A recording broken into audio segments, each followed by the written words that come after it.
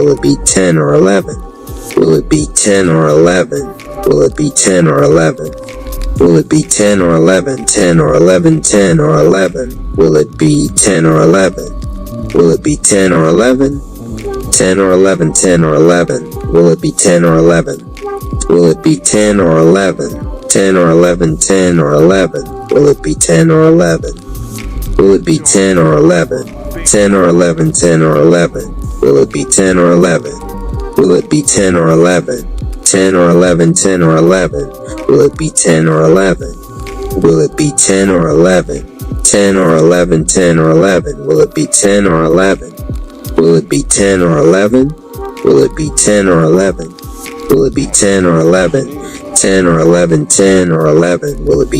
or 11? Will it be 10 or 11? Will it be 10 or 11? 10 or 11? 10 or 11? Will it be 10 or 11? Will it be 10 or 11? 10 or 11? 10 or 11? Will it be 10 or 11? Will it be 10 or 11? 10 or 11? 10 or 11? Will it be 10 or 11? Will it be 10 or 11? 10 or 11? 10 or 11? Will it be 10 or 11? Will it be 10 or 11? 10 or 11? 10 or 11? Will it be 10 or 11? Will it be 10 or 11? 10 or 11? 10 or 11? Will it be 10 or 11? Will it be 10 or 11? 27, Chapter 3, Royal National Bank's Takeover Plan. It was time for Royal National Bank to hold their quarterly board meeting where the CFO, Mr. Smith, presented the bank's profit and loss statement. The news was worse than the previous 4 quarterly reports. And this quarter, they had recorded their 6th foreclosure, the latest casualty, the Davis farm. So far, within a 12-month period, they had already experienced a total of 17 foreclosures. The CFO, Mr. Smith, slowly raised his head, his eyes piercing over the glasses that were perched on his nose. The tension was great, especially for him, because he was going to have to tell the members of the board that the bank was heading toward bankruptcy. Literally, it was not going to be able to pay its depositors, and in fact, if there was a run on the bank that day, they would not be able to pay their depositors what they owed them. He said, "We have about 4 months to come up with the funds that have been lost due to the bank's bad investments." The room became uncomfortably silent. Royal National Bank 28 had been a pillar in the community for decades. Now, for them to go bankrupt and possibly close, it would destroy the city of Palestine and Anderson County, since most of its citizens had deposits and their entire life savings in this bank. The board members began to throw out ideas. Board member, Commissioner Mr. Wilson, leaned forward with his face turning bright red. He began to lay out an apocalyptic scene, which would be the result if Royal could not pay its depositors. He continued by explaining how the new rail system would have to lay off hundreds of workers, which would mean that families would not be able to buy food or pay their bills. He stressed that the townspeople would not be ready for this kind of crisis. His tone changed.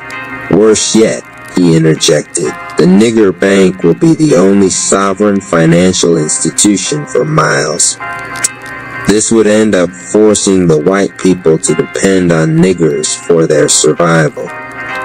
After discussing any options at length about the dire consequences of the bank closing down, the board agreed that closing was not and would never be an option.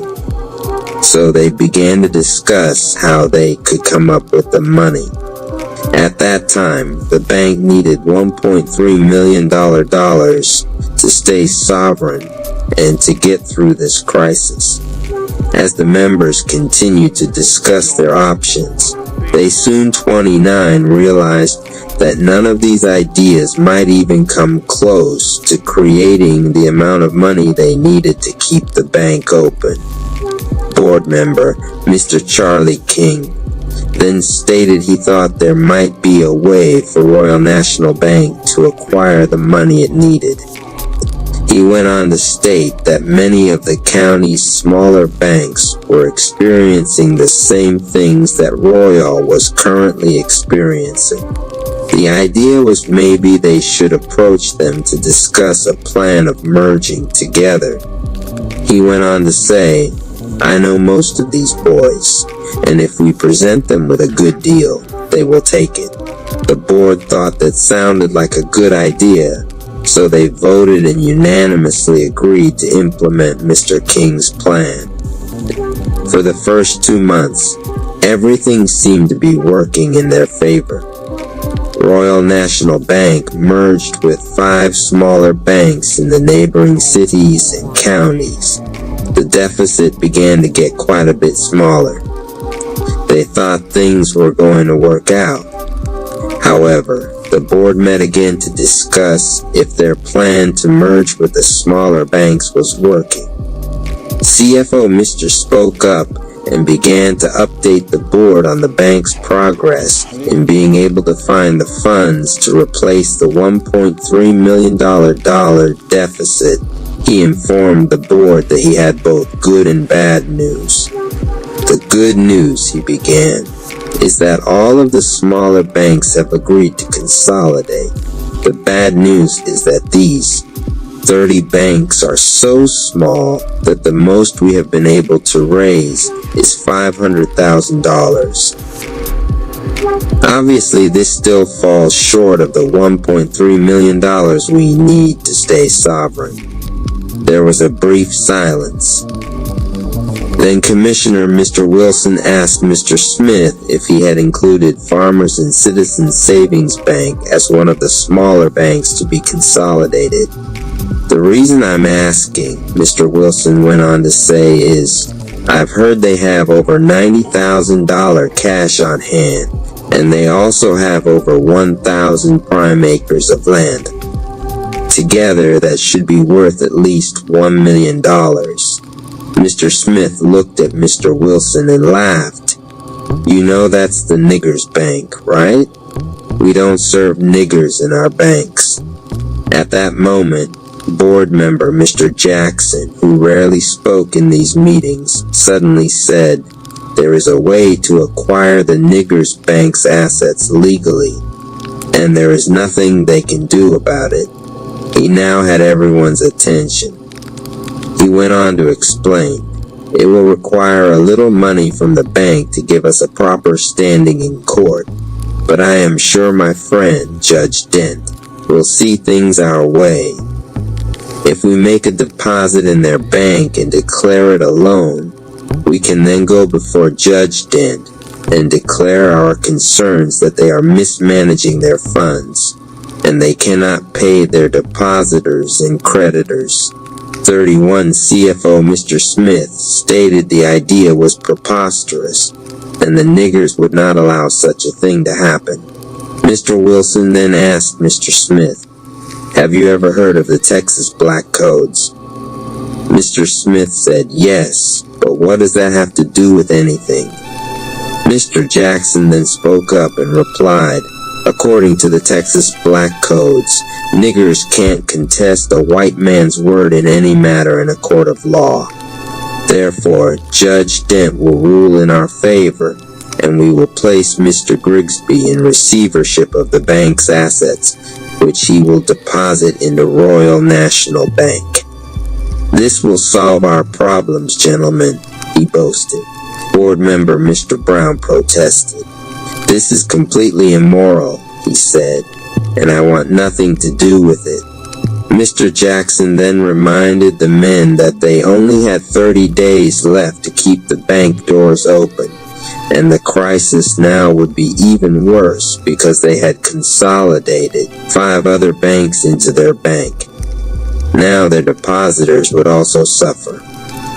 But the very worst part on top of all of that would be the niggers' bank would be ruling Palestine, which in effect would make the white man a second-class citizen. Naturally, this was not the news they had hoped to hear. But they knew something was needing to be done, and it had to be 32 done immediately. Although no confirmed decision was made right then, later that evening, Mr. Jackson paid Judge Dent a visit at his house. Mr. Jackson explained to the judge what was taking place with Royal National Bank. He went on to explain that if it fails, the nigger bank would be the only bank serving Palestine. With a nigger bank the only bank in Palestine, it would make the white man a second-class citizen to the niggers. Judge Dent asked, "What do you plan on doing?" Mr. Jackson explained the desired solution to bring charges against the Farmers and Citizens Savings Bank for mismanagement and to implement the Texas Black Code. However, they were going to need the judge's approval. Judge Dent agreed to go along with the scheme to seize Farmers and Citizens Savings Bank's assets. The following day, Mr. Grigsby, the bank's CEO, was told to take a rare trip and visit with Farmers and Citizens Savings Bank. The reason Mr. Grigsby was selected to go to the bank was not only because of his current position, but because he had been a runner for Royal National Bank since he was 12 years old. He had reported everything he had heard from day one about Farmers and Citizens Savings Bank to the officials at Royal National Bank, because all banks are required to have a corresponding bank, and Royal National Bank was Farmers and Citizens Savings Bank's corresponding bank. So the 33 people at Farmers and Citizens Savings Bank also knew him. The instructions Mr. Grigsby was told to follow was to express how he had heard that the Farmers and Citizens Savings Bank was really doing well, and they wanted to be a part of it by making a small loan to the bank at a below-market interest rate. With skepticism, Vice Chairman H.L. Price accepted the $5,000 loan. It was only because Mr. Grigsby was well respected in the black community that Mr. Price felt honored that Royal National Bank wanted to partner with them. This is the main reason he was willing to accept their loan offer. Royal National Bank's takeover plan had started. It wouldn't be long now, and they would be filing a lawsuit against them. 34. Chapter 5, The Evil Eye Misses by Chapter 5. The evil eye was no longer angry, was annoyed, which is a far more dangerous emotion for anything accustomed to being feared. It adjusted its angle, refined its focus, and launched with professional confidence toward Anonymous Cherry's emotional center, aiming not for his strength but for his old habits. Unfortunately for it, those habits had been quietly laid to rest without a ceremony, and the coordinates were now outdated. The moment the intention crossed into range, the invisible spirit noted a familiar pattern.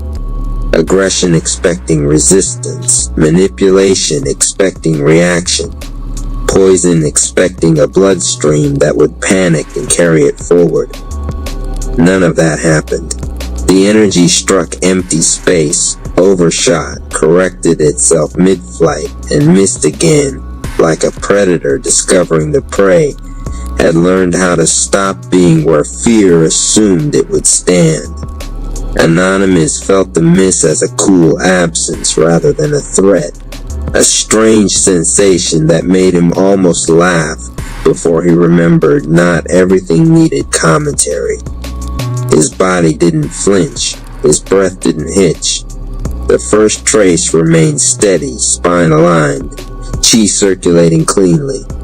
The evil eye brushed past him, skimmed the edge of his field, and promptly lost coherence, collapsing into static confusion and falling harmlessly into the ground like a bad idea that finally heard itself out loud. The rap tribe watched the failure ripple backward through the unseen layers, the source of the attack, momentarily stunned by the realization that its most reliable weapon had just been politely ignored. Gratitude rose again, automatic now. Thank you for the light. Thank you for the clarity. Thank you for teaching us that survival does not require participation in nonsense. The invisible spirit absorbed the gratitude and redistributed stability ability across the field, smoothing out what little turbulence remained. Jesus Rapp tilted his head slightly, observing the aftermath with mild approval. That, he said, tone dry enough to chap chaos itself, is what happens when something tries to harm a person who no longer agrees to be a target. Chapter 6, Direction Not Permission. By Chapter 6, the chamber itself had developed the uncomfortable awareness that something important was about to happen, and it was not in control of it. Anonymous Cherry stood at the center with his palms open, posture relaxed in a way that suggested either mastery or exhaustion, possibly both, while the air around him thickened with a familiar, unwelcome weight. This was not raw power misbehaving. This was oppression energy, the compounded gravity of doubt, inherited fear, unspoken expectations, and the invisible pressure of a world that specialized in saying no without ever explaining why. It pressed inward, heavy and patient, confident that it had time. Across from him, Goku Rapp did not power up, shout, or glow theatrically, which immediately made him more dangerous. He stood grounded, feet planted with the quiet authority of someone whose balance had already been tested by gravity and found sufficient. He smiled, not the kind that challenges, but the kind that reassures a nervous system it will not be punished for learning slowly. Don't fight it, he said, voice calm enough to offend struggle itself. Chi doesn't want permission, it wants direction. Anonymous nodded, though his arms trembled despite him. The chi surged forward, then collapsed back into his chest like it hit an invisible wall and taken it personally. Every failed attempt ricocheted through him, sharp and electric, the old reflex screaming to push harder, because that had always been how survival worked. Force had kept him alive. Force had paid the bills. Force had never asked him to feel anything. Goku Rapp shook his head gently, as if correcting a student who had memorized the wrong answer too well. That's muscle memory from struggle, he said. It kept you alive. It doesn't get to drive anymore. He stepped behind Anonymous and placed 2 fingers lightly at the base of his spine, 2 more hovering near the shoulder blades. No pressure, no authority, just precise placement. The kind that tells the body it is safe enough to stop lying. Reiki first, he continued. Before blasts, before battles, Reiki teaches Chi how to listen. Anonymous slowed his breathing, reluctantly at first, then with growing relief. Inhale through the nose, exhale through the mouth. The chamber responded like it had been waiting for manners, light dimming, sound softening, reality itself leaning in as if curious what would happen if no one forced anything. The invisible spirit observed this shift with quiet approval. Listening, after all, is its favorite skill. Upward flow, Goku Rapp guided. Not to escape, but to align. Anonymous raised his right hand. The chi followed, but instead of spiking, it uncoiled, smooth and deliberate. Oppression energy surfaced, memories of restraint, of being overlooked, underestimated, reduced to potential instead of presence, but instead of crashing into his core, it slid cleanly into the open channel of his arm, surprised to find an exit that did not involve damage. Now redirect, Goku Rap said. Oppression is just misdirected force. Anonymous adjusted his wrist slightly, like angling a mirror. The energy shifted tone, dense pressure, thinning into a vibrant hum. His palm warmed, the pain stopped. For a brief, deeply suspicious moment, everything worked. For the first time, Anonymous murmured almost accusingly, "It's not fighting me." Goku Rap grinned, "That's harmony. Try not to punch it." Anonymous extended his arm, not with aggression, but gratitude. "Thank you for the light. Thank you for the lesson. Thank you for not making me earn this through suffering again." The chai gathered, condensed, and released, not as an explosion, but as a song. A beam of light moved forward cleanly, controlled, dispersing into shimmering waves that dissolved tension instead of creating destruction. No recoil, no backlash. The chamber remained intact, mildly impressed. Silence followed. Anonymous stared at his hand, offended at how easy it had been. "I didn't push it out." "You didn't," Goku Rap agreed. "You allowed it out." They repeated the process, again and again, each redirect smoother, each release cleaner. Anonymous learned the difference between rage-fired chai and Reiki-guided response. One shattered things and called it strength. The other transformed weight into motion, pressure into clarity, and pain into choice. By the end, his power no longer roared. It hummed, steady, present, accountable. Goku Rap stepped back, arms crossed. "Now you understand," he said. "Your chi blast isn't a weapon." Anonymous looked forward, centered, the invisible spirit light steady within him. "It's a response," Goku Rap finished dryly. "And you decide what the world gets back." Chapter 7. The redirect that taught back. By Chapter 7, the Rap tribe had begun to notice an inconvenient pattern. Every time they stopped trying to dominate energy, it behaved better. This was deeply irritating to anyone who had survived by overpowering circumstances, and yet impossible to argue with once experienced. The chamber felt different now, less like a proving ground, more like a classroom that had stopped yelling.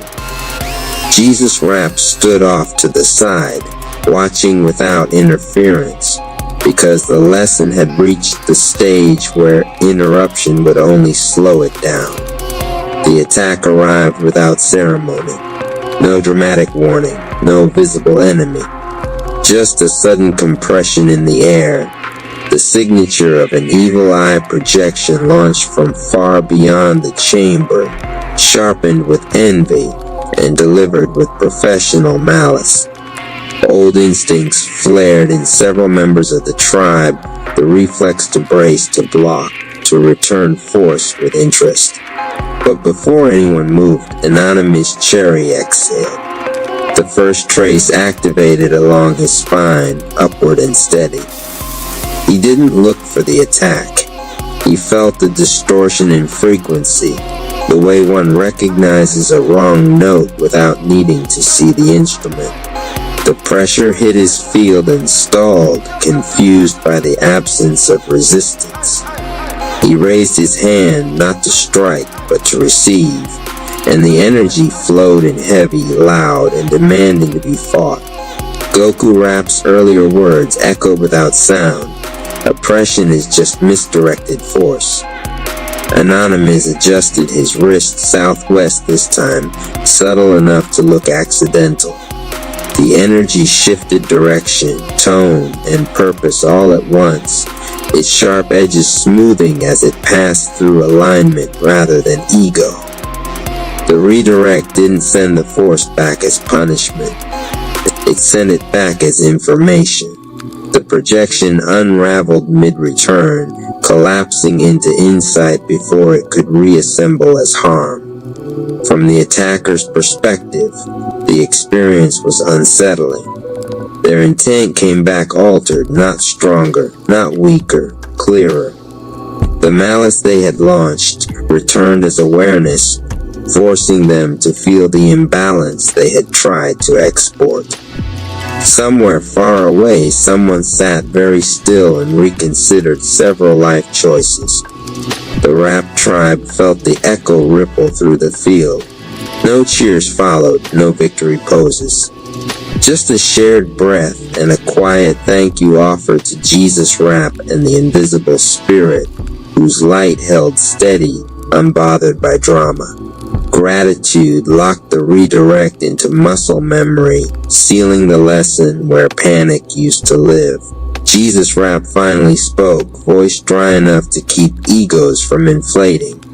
That, he said, is why redirection works. It doesn't argue, it educates. He paused, then added with mild amusement, and education, as you've noticed, travels very well. The quiet genius. The broadcast had ended, and the echoes of spiritual rap's warning still thrummed in the air, an electric pulse that refused to dissipate. But among the rap tribe, there were those for whom the message rang differently. To them, the warning called forth a secret they had learned to hide, their brilliance. In the library at dawn, in a corner of the city's largest public library, Scholar Rap sat hunched over a stack of dusty volumes. She had arrived hours before dawn, her backpack heavy with notebooks of theories no one would credit her with. And yet her brilliance wasn't loud. It was camouflaged like the title she wore, Scholar Rap, more librarian than prophet. She revisited the recording, loud enough for her headphones to catch only fragments. Bring it into the light, cipher, share it like a torch. She smiled softly. She'd been playing dumb for decades, smiling at the jokes she didn't laugh at, asking basic questions no one expected answers to. But when she spoke, when the moment demanded, she unraveled riddles faster than most could even follow. She closed her eyes, inhaled unity, exhaled division, just as spiritual had instructed. But then she whispered her own secret verse. I've been playing dumb, but the light finds me anyway. In the underground studio deep beneath the city, where wires hummed like living veins, Bassline Rap leaned in close to the console, that same chant fresh in his mind. The enemy will wear comfort. We are trained to see beyond mask. Bassline Rap was quiet. He let others boast, let others post flashy bars online. But in the booth, when the bass dropped heavy, his subwoofers told stories of tectonic shifts. He knew beats, not how loud they sounded, but what they revealed. He dropped notes that few heard but many felt, vibrations that exposed hidden truths before anyone spoke them. He tapped a low note, felt it ripple across the room, and thought, playing dumb gives me space to listen. But I'm the one who hears everything. On the rooftop garden, atop a community center's rooftop where green sprouted through cracks in cement, Green Thumb Rap knelt among seedlings, headphones pressed gently over her ears. She had been taught to hide her intellect behind dirt-streaked cheeks and gentle words. The world expected her to be simple, just a lover of plants. But when the city slept, she whispered healing into dying stems, coaxing life from decay. She knew that truth, like seeds, required soil and patience. She memorized spiritual rap's words too. Ask yourself, what weakness would the shadow use against me? Her answer was in those seedlings, fragile life that thrived only through quiet care. She, like the plants, had grown quietly but powerfully. The meeting by evening, the secret geniuses found each other, not in a hall or a club, but in the back room of a battered community center, candlelight flickering against cracked walls. Scholar wrap, bassline wrap, and green thumb wrap clustered around a rough wooden table, their reflections dancing on wax. Scholar wrap spoke first, voice measured. Spiritual's warning.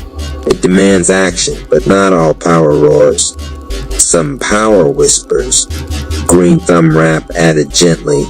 We've been playing roles, docile librarian, silent beat maker, humble gardener. But roles can be masks. Baseline rap nodded, fingers drumming on wood. The shadow underestimates silence, but silence builds storms. We can use that. Their eyes met, an unspoken pact forming in the candle's glow.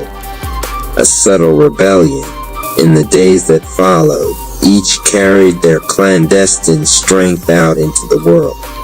Scholar rap filled city forums with quiet questions that grew into movements of critique and awakening, all under the guise of humble curiosity.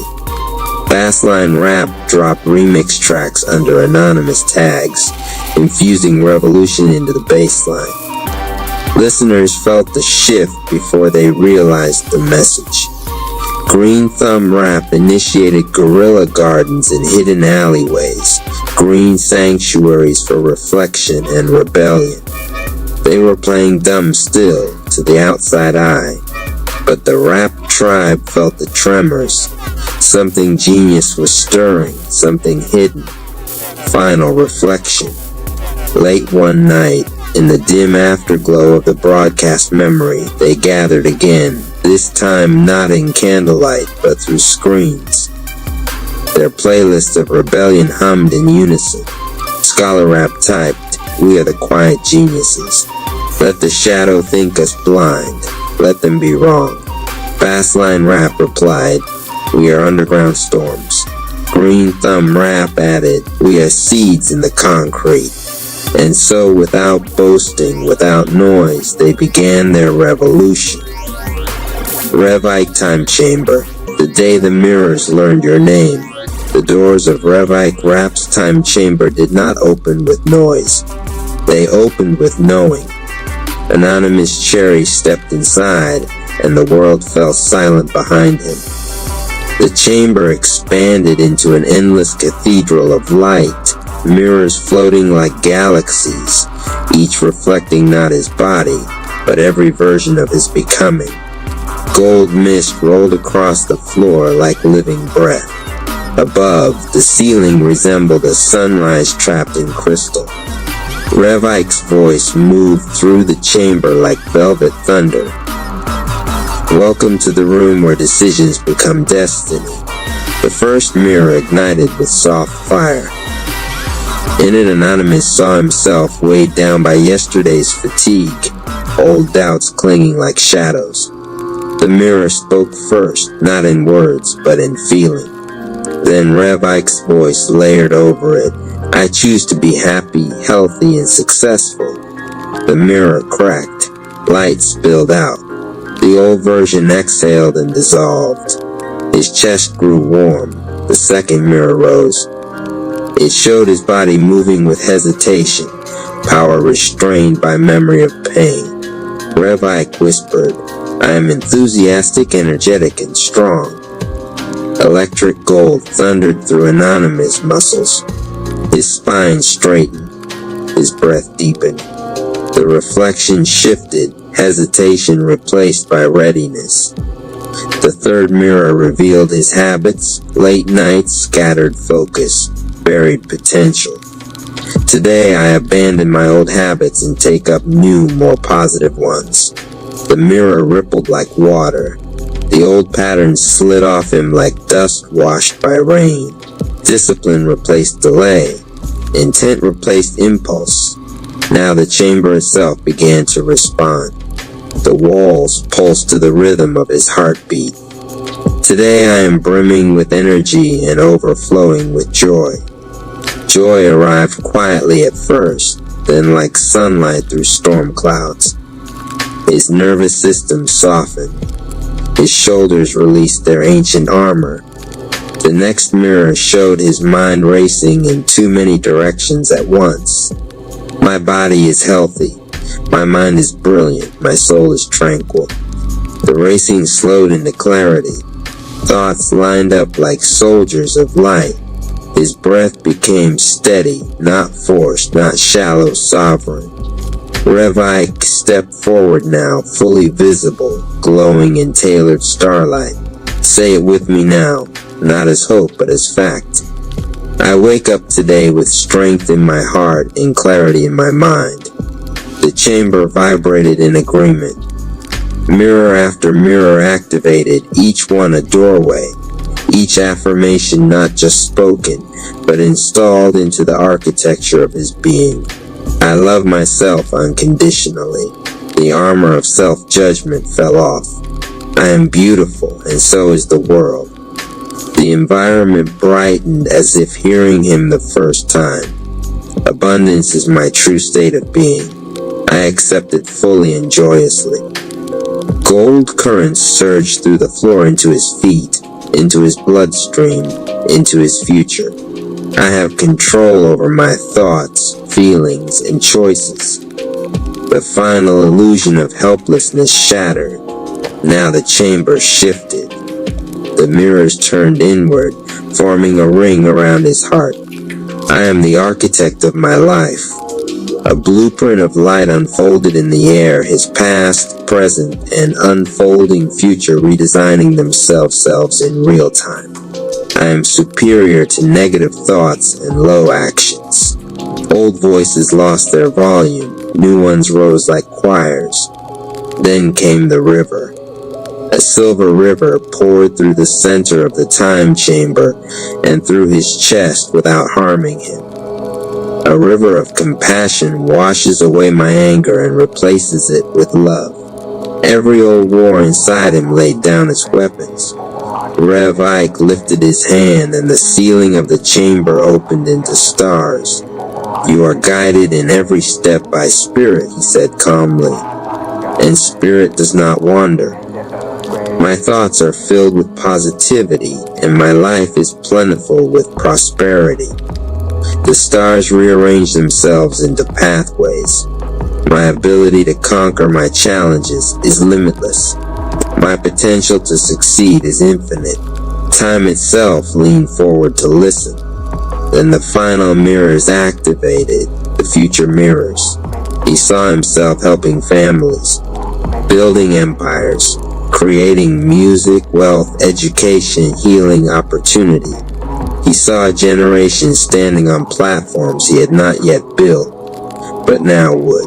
My future is an ideal projection of what I envision now. The universe nodded. My efforts are supported by the universe. My dreams manifest into reality before my eyes. Reality adjusted its posture. Reiki smiled, slow, knowing, eternal. Now speak the seal of your identity, he said. An anonymous cherry, standing fully lit in the center of the time chamber, declared, I am at peace with all that has happened, is happening, and will happen. My nature is divine. I am a spiritual being. My life is just beginning. The mirrors did not reflect him anymore. They bowed. The chamber doors reopened, not to the old world, but to a version of reality that now recognized him. Reiki's final words followed him out like a benediction stitched into time. You did not enter this chamber to become worthy. You entered to remember that you already were. And with that, the time chamber went quiet again, waiting for the next soul ready to choose itself. Chapter 7. The Great Debate. The universe had just finished presenting its sleek 5-year plan when chaos erupted. The sun clapped politely. The moon was already drawing volcano doodles on the PowerPoint slides. Jupiter was sticking "You got this" notes to everyone's backs. Saturn was passing around contracts that no one wanted to sign. And Pluto sat in the corner, sharpening its metaphors. Then Mercury barged in late, juggling a stack of binders. Sorry, traffic in the Virgo constellation, Mercury panted. What did I miss? The moon pointed.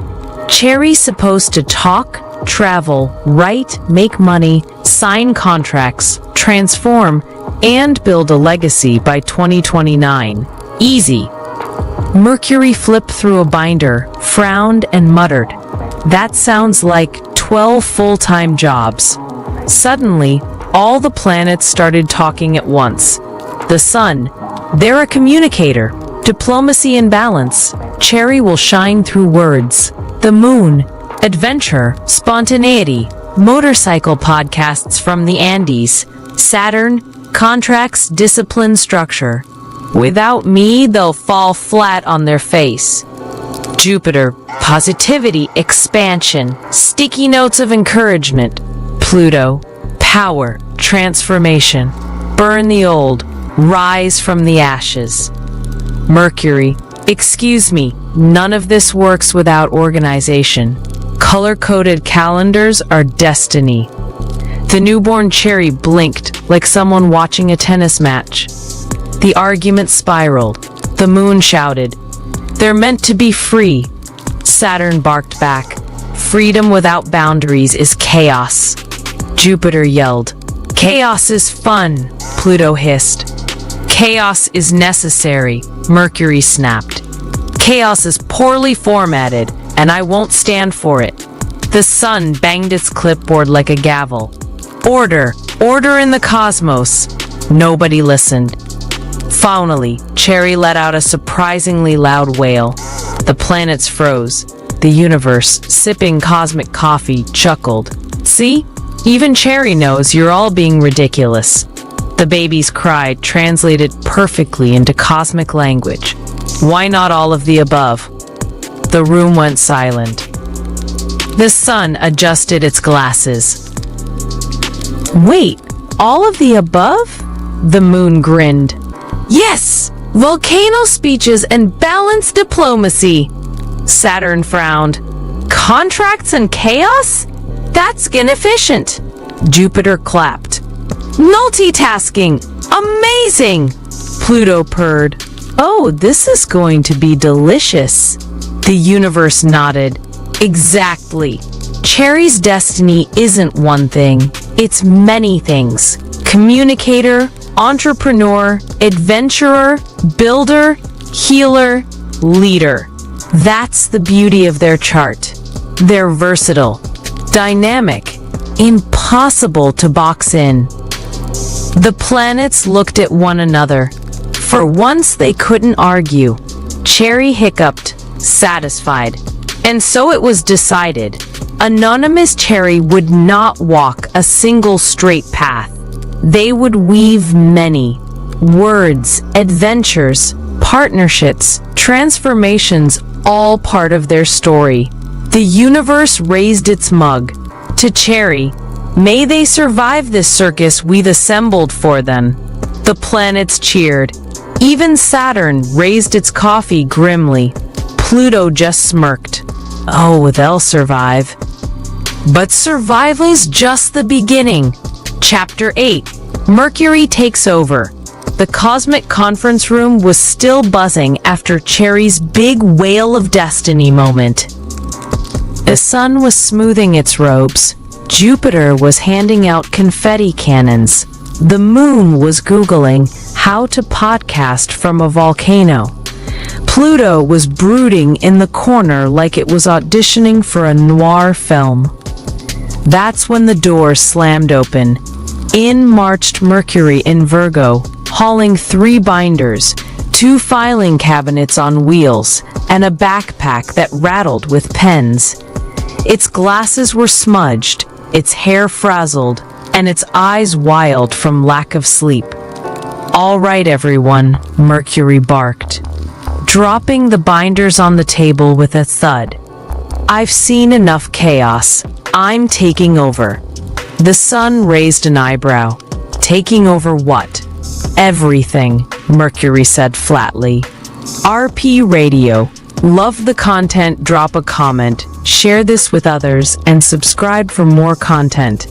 Cash App, Rap Palace 214. The moon groaned. Oh no, here comes the micromanager. Excuse me? Mercury shot back, pulling out a color-coded calendar. Without me, Cherry will spend their life talking about adventures and spreadsheets without ever finishing anything. I'm here to give them systems, order, actual deadlines that matter. Jupiter clapped. Ooh, deadlines! Fun! No, not fun, Mercury snapped, flipping open a binder labeled Cherry Master Plan, Revision 43. Efficient, organized, optimized for maximum productivity. RP Radio. Love the content, drop a comment, share this with others, and subscribe for more content. Cash App $, Rap Palace 214. Mercury began pacing like a TED Talk speaker who'd had too much coffee. Cherry has me in Virgo in their second house of money. That means money comes from skills, words, analysis, order. So, I've designed a 5-part strategy. 1. Write consistently. 2. Monetize skills. 3. Organize everything. 4. Never ever miss a deadline. 5. And for heaven's sake, spell check. The moon muttered, boring. Mercury whipped out a highlighter and underlined no chaos on the whiteboard. RP Radio. Love the content, drop a comment, share this with others, and subscribe for more content. Cash App, Rap Palace 214. Saturn actually smiled for once. Finally, someone sensible. The sun nodded. Yes, Cherry does need structure. Pluto smirked. Structure is just something for me to destroy later. Mercury slammed the binder shut. Not if I laminate it. RP Radio. Love the content, drop a comment, share this with others, and subscribe for more content. Cash App, Rap Palace 214. Cherry gurgled nervously. Mercury leaned over the crib, wagging a pen like a sword. Listen to me, Cherry. Your words are your wealth. But words without order are nothing. You will build lists, refine drafts, make spreadsheets that sing with precision. That's how you'll create abundance. The baby blaked. Spreadsheets that sing? Yes, Mercury shouted, as if reading their thoughts. Singing spreadsheets. RP Radio. Love the content. Drop a comment, share this with others, and subscribe for more content. Cash App, Rap Palace 214. Jupiter stuck another sticky note on Mercury's back that read, "Don't forget snacks." The moon kicked back, laughing. Cherry's supposed to be a storyteller, not an accountant. Mercury glared. Storytelling is accounting for the soul. Even Saturn had to cough to hide a laugh. RP Radio. Love the content. Drop a comment, share this with others, and subscribe for more content. Cash App, Rap Palace 214. Finally, the universe sipping its Aterma coffee stepped in. Mercury, we appreciate you, binders, but Cherry isn't meant to be perfect. They're meant to be versatile. Organized chaos, if you will. Mercury's eye twitched. Organized chaos? That's horrifying. Pluto smirked from the shadows. Delicious, though. RP Radio. Love the content. Drop a comment, share this with others, and subscribe for more content. Cash App, Rap Palace 214. Cherry sneezed, which in cosmic language translated to, "Please stop scaring me with singing spreadsheets." The universe chuckled. All right, Mercury, you can run logistics, but you're not the boss of Cherry's destiny. They'll need your systems, yes, But they'll also need Jupiter's optimism, Saturn's structure, the moon's fire, Pluto's transformation, and the sun's light. Mercury reluctantly sat down, clutching its binders like a security blanket. "Fine," it muttered. "But if Cherry grows up to miss deadlines, don't come crying to me." RP Radio. Love the content? Drop a comment, share this with others, and subscribe for more content. Cash App Rap Palace 214. RP Radio. Love the content? Drop a comment, share this with others, and subscribe for more content.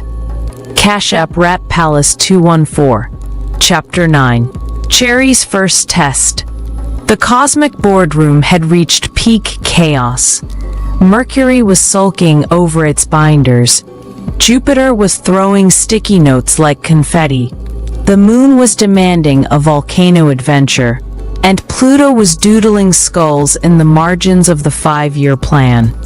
That's when the universe clapped its hands. "All right, enough. It's time to test Cherry. Let's see if they're ready for this destiny we've been arguing about." Cherry, still swaddled in their hospital blanket, blinked. "Test?" The moon cheered. "Yes, trial by fire." Saturn muttered. "Trial by contract." Jupiter waved a sticky note. "Trial by cupcakes." RP Radio. Love the content? Drop a comment, share this with others, and subscribe for more content. Cash App Rap Palace 214. The universe conjured up a shimmering holographic simulation. A miniature office desk floated in the air, complete with a toy laptop, a baby-sized microphone, and a stack of very important cosmic documents. "Here's the scenario," the universe explained. Cherry must complete 3 tasks. 1. Negotiate peace between 2 angry coworkers. 2. Write a persuasive speech. 3. Manage their time responsibly. "Fail," Saturn whispered immediately. RP Radio. Love the content? Drop a comment, share this with others, and subscribe for more content. Cash App Rat Palace 214. The simulation began. Task 1. The negotiation. 2 tiny star spirits appeared, screaming at each other over who ate the last cosmic donut. The sun handed Cherry a toy megaphone. "Go on, little one, mediate." Cherry hiccuped into the megaphone. The sound was so adorably squeaky that both spirits paused, stared, and then burst out laughing. Argument over. The sun beamed. "See? A natural diplomat." The moon shouted, "Boring. Let's move on." RP Radio. Love the content? Drop a comment, share this with others, and subscribe for more content. Cash App Rat Palace 214. Task 2. The speech. A tiny holographic crowd appeared, waiting for inspiration. The moon shoved a scroll into Cherry's tiny hands. "Read this. It's about conquering mountains and igniting revolutions." Cherry babbled nonsense into the toy microphone, but somehow the nonsense sounded passionate. The crowd erupted into applause. One hologram fainted dramatically. Jupiter wiped away a tear. "They're magnificent." Pluto whispered, "One day, those words will topple governments." RP Radio. Love the content? Drop a comment, share this with others, and subscribe for more content. Cash App Rap Palace 214. Task 3. Time Management. Mercury pushed a miniature planner onto Cherry's lap. "Now, keep to the schedule. Wake up at 6 a.m. Write 3 drafts, file invoices, meditate, email Saturn, reorganize your sock drawer." Then, Cherry promptly fell asleep. Mercury shrieked. "Fail! They didn't even set an alarm," Jupiter whispered. "Maybe the nap is the productivity." The universe nodded. They're a baby. The nap counts. Mercury fainted into its binder. RP Radio. Love the content, drop a comment, share this with others, and subscribe for more content. Cash App, Rap Palace 214. A test ended. Confetti exploded. Smoke swirled mysteriously, and Saturn handed out report cards. Negotiation, A+. Speech, A. Time management. See me after class. RP Radio. Love the content, drop a comment, share this with others, and subscribe for more content. Cash App, Rap Palace 214. The universe smiled, sipping its eternal coffee. Well, Cherry, you passed your first cosmic career simulation. You may be swaddled now, but the path is clear. Words will carry you, passion will drive you, and naps will save you. Cherry yawned and drooled on the cosmic report card. See? Jupiter clapped. That's leadership material. The moon shouted. Next time, let's throw them into an erupting volcano. Saturn groaned. Pluto whispered, patience. The real tests will come soon enough. RP Radio. Love the content. Drop a comment, share this with others, and subscribe for more content. Cash App, Rap Palace 214, Chapter 10, Cherry vs. Mercury Retrograde. The cosmic boardroom was buzzing with laughter after Cherry's nap counts as productivity victory. Jupiter was showering the baby in gold star stickers. Saturn was filing a strongly worded complaint about nap-based grading. The moon was already doodling a volcano on the report card. That's when the lights flickered. The air grew heavy. Pens rolled off the table. Jupiter's sticky notes fell off the walls. Mercury gasped. Oh no, not now. The universe frowned. Oh yes, it's happening. From the shadows emerged a swirling vortex of chaos. Wires tangled, pens leaking, emails unsent. A gremlin-like figure with backwards shoes strutted into the room, juggling 3 broken cell phones. It was Mercury Retrograde. RP Radio. Love the content. Drop a comment, share this with others, and subscribe for more content. Cash App, $Rap Palace 214. Hello everybody. Retrograde sneered, tripping over a chair and spilling coffee on Saturn's paperwork. Miss me? Absolutely not, Mercury snapped, clutching its binders like a shield. You're not supposed to be here until next quarter. Retrograde grinned, pulling out a flip phone from 2002. Oh, sorry, my calendar glitched. RP Radio. Love the content, drop a comment, share this with others, and subscribe for more content. Cash App, $Rap Palace 214. Cherry blinked. The baby's toys flickered in and out of existence. The toy microphone turned into a spoon, then back again. The toy laptop blue-screened. Retrograde leaned over the crib. So this is the new chatterbox. Cute. Let's see how they handle a little miscommunication. RP Radio. Love the content. Drop a comment, share this with others, and subscribe for more content. Cash App, $Rap Palace 214. The simulation restarted. Task 1.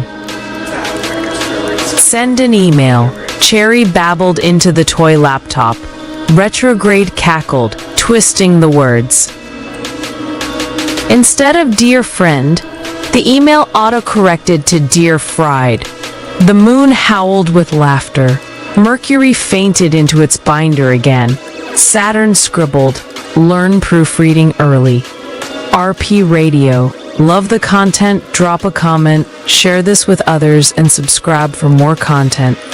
Cash App, Rap Palace 214. Task 2. Give a speech.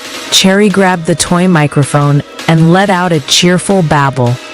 Retrograde waved its hands, and suddenly the words translated into total gibberish. The crowd booed. One hologram threw a shoe. Jupiter jumped up. No worries, Cherry. Just smile and wave. Pluto muttered. One day, this chaos will fuel their rise. RP Radio. Love the content. Drop a comment, share this with others, and subscribe for more content. Cash App Rap Palace 214. Task 3. Technology check. Mercury handed Cherry a shiny toy tablet. Just press the button to record your speech. Cherry pressed it. The tablet exploded into a puff of glitter, confetti, and error codes. Retrograde bowed. Thank you. I'll be here for 3 weeks at a time, 3 times a year. RP Radio. Love the content. Drop a comment, share this with others, and subscribe for more content. Cash App Wap Palace 214. The room descended into chaos. Mercury shouted, "You're ruining everything." Retrograde laughed. "I'm not ruining, I'm revising. Delays, glitches, confusion, it's all part of the charm." The moon whispered to Cherry, "Honestly, kind of fun." Saturn yelled, "This is an outrage." Jupiter yelled louder, "This is an opportunity." RP Radio. Love the content. Drop a comment, share this with others, and subscribe for more content. Cash App Rap Palace 214. Cherry, overwhelmed, suddenly let out a loud, determined squeal. The toys flickered, glitched, and then stabilized. The microphone hummed. The laptop rebooted. The tablet stopped the smoking. Retrograde froze. "Wait, did the baby just override me?" The universe smirked. "Looks like Cherry has something you don't." Retrograde. Adaptability. Retrograde hissed. "This isn't over." Then it tripped over its own shoelaces, dropped all 3 phones, and vanished back into the vortex. RP Radio. Love the content. Drop a comment, share this with others, and subscribe for more content. Cash App Rap Palace 214. Silence. The sun exhaled.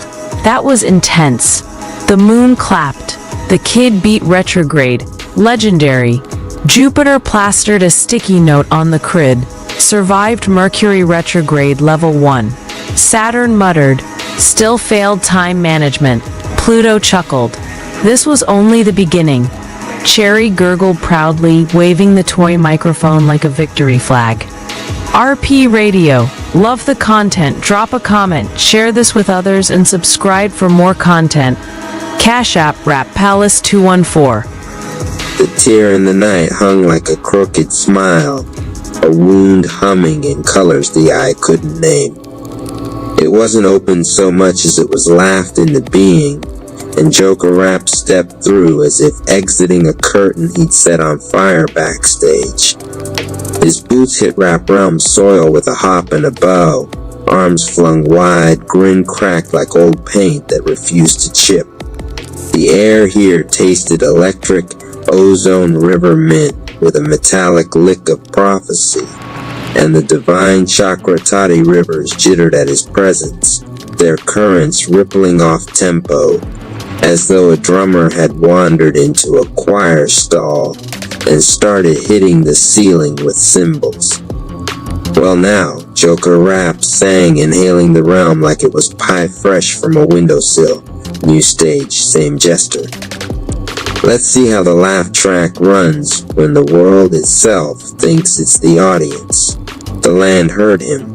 The land always heard. The rap veins beneath the soil thrummed in warning, language older than sound. A drumbeat of no and not yet, and be careful, that shook dust from the crystalline pines. Somewhere deep beneath, the realm's memory rolled over in its sleep, searching for a shape that matched his. It found none, only the outline of a hunger that moved like confetti in a hurricane. From the far side of his shadow, where geometry curled in on itself like a smirk, Twilight Zone Rap arrived as a suggestion before he was a man. He folded out of a thin place with an elegance that made silence ring. He wore midnight the way kings wore crowns, but the fabricant blinked and stuttered, taller, shorter, shorter, closer, far, like a channel surfing itself. You laugh wrong, Twilight Zone Rap said, and the statement arrived in 3 different timbres, each one a second apart. I don't mean incorrectly, I mean disobediently. Joker Rap clapped once, slow and delighted. You should see me cry, it's a symphony. He leaned forward as though to smell Twilight Zone Rap's thoughts. And who might you be when you're not being 12 things at once, my kaleidoscope friend? Twilight Zone Rap came the name, and the air bowed a little around it. I organize the nonsense others mistake for fate. I tune the teeth in nightmares. I make mirrors honest. Joker Rap's grin shifted into something close to tenderness and twice as cruel. Honest mirrors? Oh, sweetheart, those are the most dishonest toys of all. Let's be friends. They circled each other like 2 theories arguing. Every step Joker Rap took made a squeak, as if an invisible balloon animal trailed behind his heels. Every step Twilight Zone Rap took made the ground forget it had been there a moment before. The divine Chakratati rivers tried to harmonize, failed, and threw their silver blue braids against the bank's impetulant splash. You don't belong, Twilight Zone Rap said, considering Joker Rap the way a painter considers a stain that could become a horizon. But belonging is an old rule I prefer. Effective intrusions. Effective intrusions. Joker Rap clutched his chest. You flatter me. I usually settle for rude little catastrophes. His eyes glimmered a poisonous green as they tracked the river's jitter. What's this place called? Candleland with consequences. The Rap Realm, Twilight Zone Rap replied. And it can be made to sing the wrong song if you lean on the right notes. He lifted a hand without lifting it. The horizon flinched. I intend to lean. The realm dozed with one eye open. It listened to the angle of his intention and tasted the metal in it. It remembered 1,000 storms and 1,000 healings, 1,000 trials wrapped in the same cloth. A test, a choice, a fever that broke into wisdom. But this was pain offered to a liar. Twilight Zone Rap watched the rivers and then watched the man who made them flicker. You have a champion, he said softly, not to Joker Rap, but to the possibility that kept Gotham upright. Batman Rap. He carries a lantern that believes in its own light. It blinds him at the edges. He turned back, and his smile showed too many teeth in the places smiles don't have teeth. You know him. He knows you. Between the 2 of you lives a wound called certainty. I will feed it. Joker Rap giggled as if a child had whispered something unholy into his ear. Oh, Batsy Rap, the world's saddest bedtime story. He kisses logic goodnight, tucks morals in tight, and checks under the bed for me every single evening. What gift do you want him to unwrap? Doubt, Twilight Zone Rap said, and rage painted as rescue. He drifted closer, and the realm's distances knotted, so it seemed they stood at the bottom of every hallway at once. We will show him you crowned among the rap tribe, your laughter the new anthem, their hands stained in your colors. We will offer him an echo, help me. He will believe the echo because it will hurt to do so. He will make war in the name of healing. He will confuse love with punishment. It is his favorite confusion. Joker Rap tilted his head, measuring the nothing between delight and danger. So I play king for a night, and the boy in the bat pajamas tries to slap the crown off my head while shouting about justice. You're selling me nostalgia, darling. I'm in. He held out a hand that flickered between handshake and slap. but I want improvisation rights. RP Radio.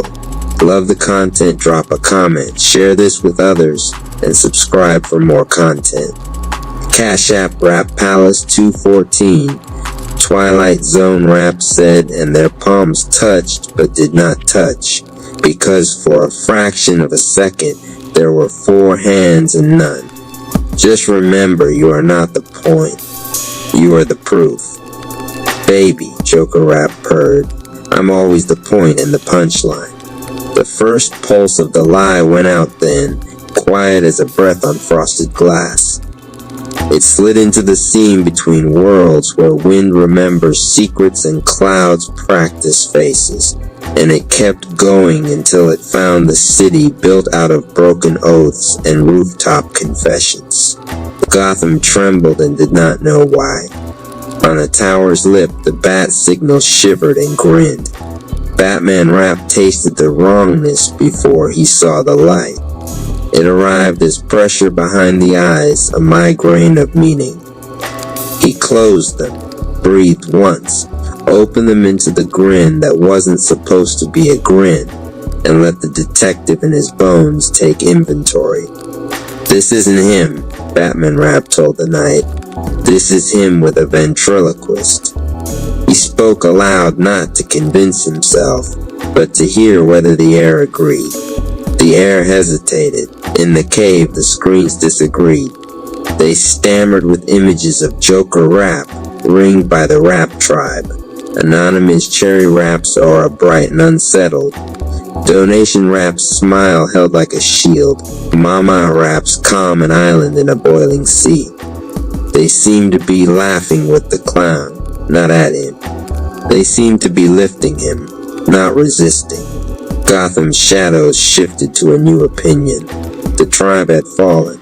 Batman Rap's jaw clicked, a metronome of restraint.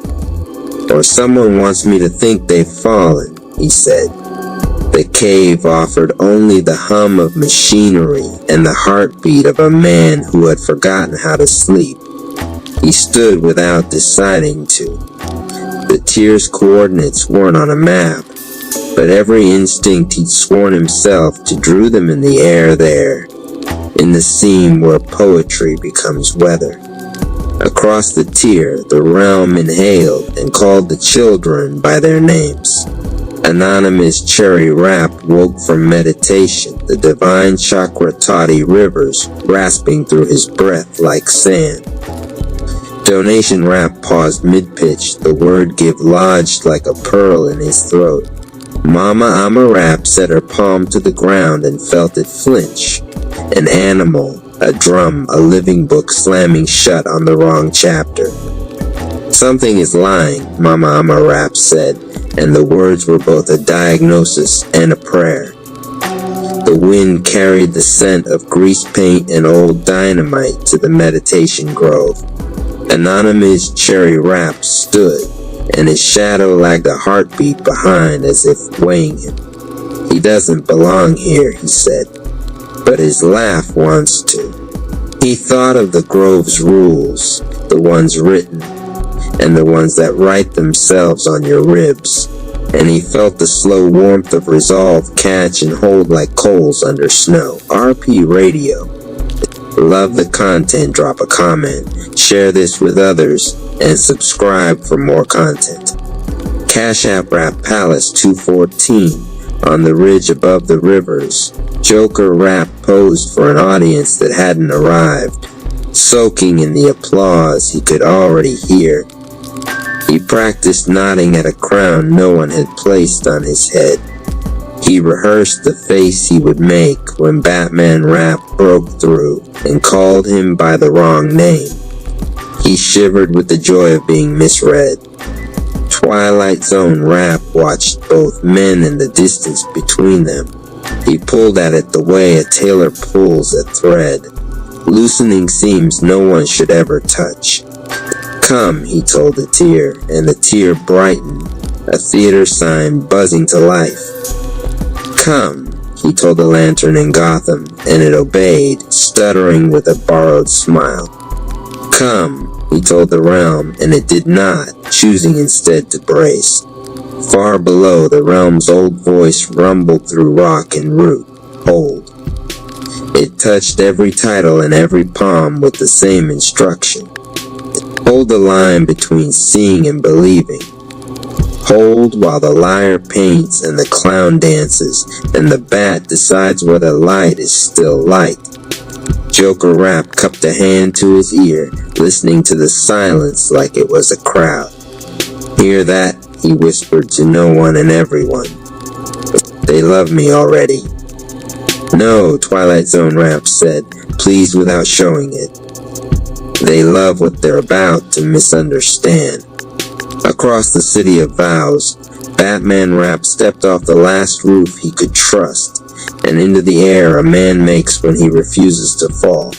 His cape became a question mark. The tear waited with an answer.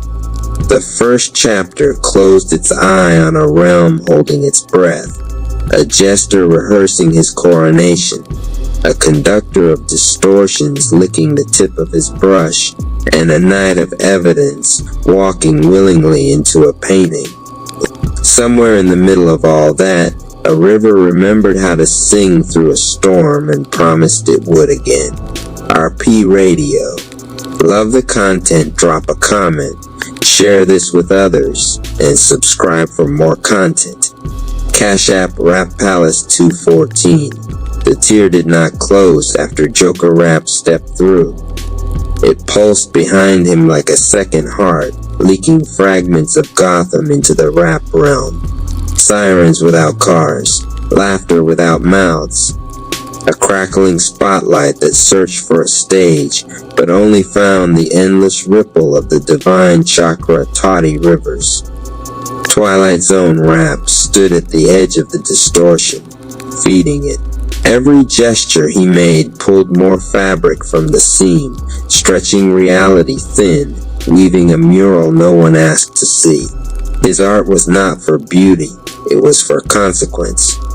Joker Rap spread his arms as though addressing an invisible crowd. You see that Twilight Zone Rap? They're already clapping. I don't even need a punchline yet. He spun in a circle, then fell flat on his back in the grass, howling laughter at the fractured stars overhead. This place doesn't know how to boo. It's divine comedy, baby. Twilight Zone Rap tilted his head, his eyes like broken film reels. The rap tribe will feel the echo soon. When they arrive, we'll make it look as though they've crowned you. Their hands will hold your throne. Their voices will cheer your name. And Batman Rap will see only betrayal. The land shifted uneasily beneath them. The rivers thrashed against their banks, trying to wash away the lie before it rooted. But the distortion slithered faster than water could cleanse. Deep in the meditation grove, Anonymous Cherry Rap's spine arched mid-meditation. A thread of Joker Rap's laughter pierced his stillness like a blade through water. His breathing faltered. He opened his eyes and saw not the grove, but a vision. Himself kneeling before Joker Rap, laughing with a joy that wasn't his. No, Anonymous Cherry Rap whispered, that isn't me. He clenched his fists, feeling the venom pulse of Snake Chi stir, restless and agitated. Donation Rap across the Rap Palace courtyard froze mid-sentence as he addressed young recruits. His words turned sour in his own ears. The crowd in his vision was not listening to him. It was laughing with Joker Rap. His speeches of hope twisted into echoes of mockery. He staggered back, clutching his chest. Why? Why does it feel like I've betrayed them already? Mama Ama Rap pressed her palm deeper into the soil outside the palace. The ground beneath her hand pulsed with warning. She closed her eyes and whispered, their painting lies into the roots. The soil's reply was strained and trembling. Hold, hold, hold. Meanwhile, in Gotham, Batman Rap stalked across rooftops toward the shifting bat signal. The grin in the clouds bent wider, lightning carving teeth across the night. The city smelled of wet paint and burning circuits, and his instincts screamed with the same clarity that had carried him through wars of shadows and monsters. RP Radio. Love the content, drop a comment, share this with others, and subscribe for more content. Cash App Rap Palace 214. This is Joker Rap. Yes, Batman Rap muttered to himself. But not just him. Someone else is pulling the strings. A puppeteer with smoke for fingers. He returned to the Batcave, where the monitors flickered like fever dreams.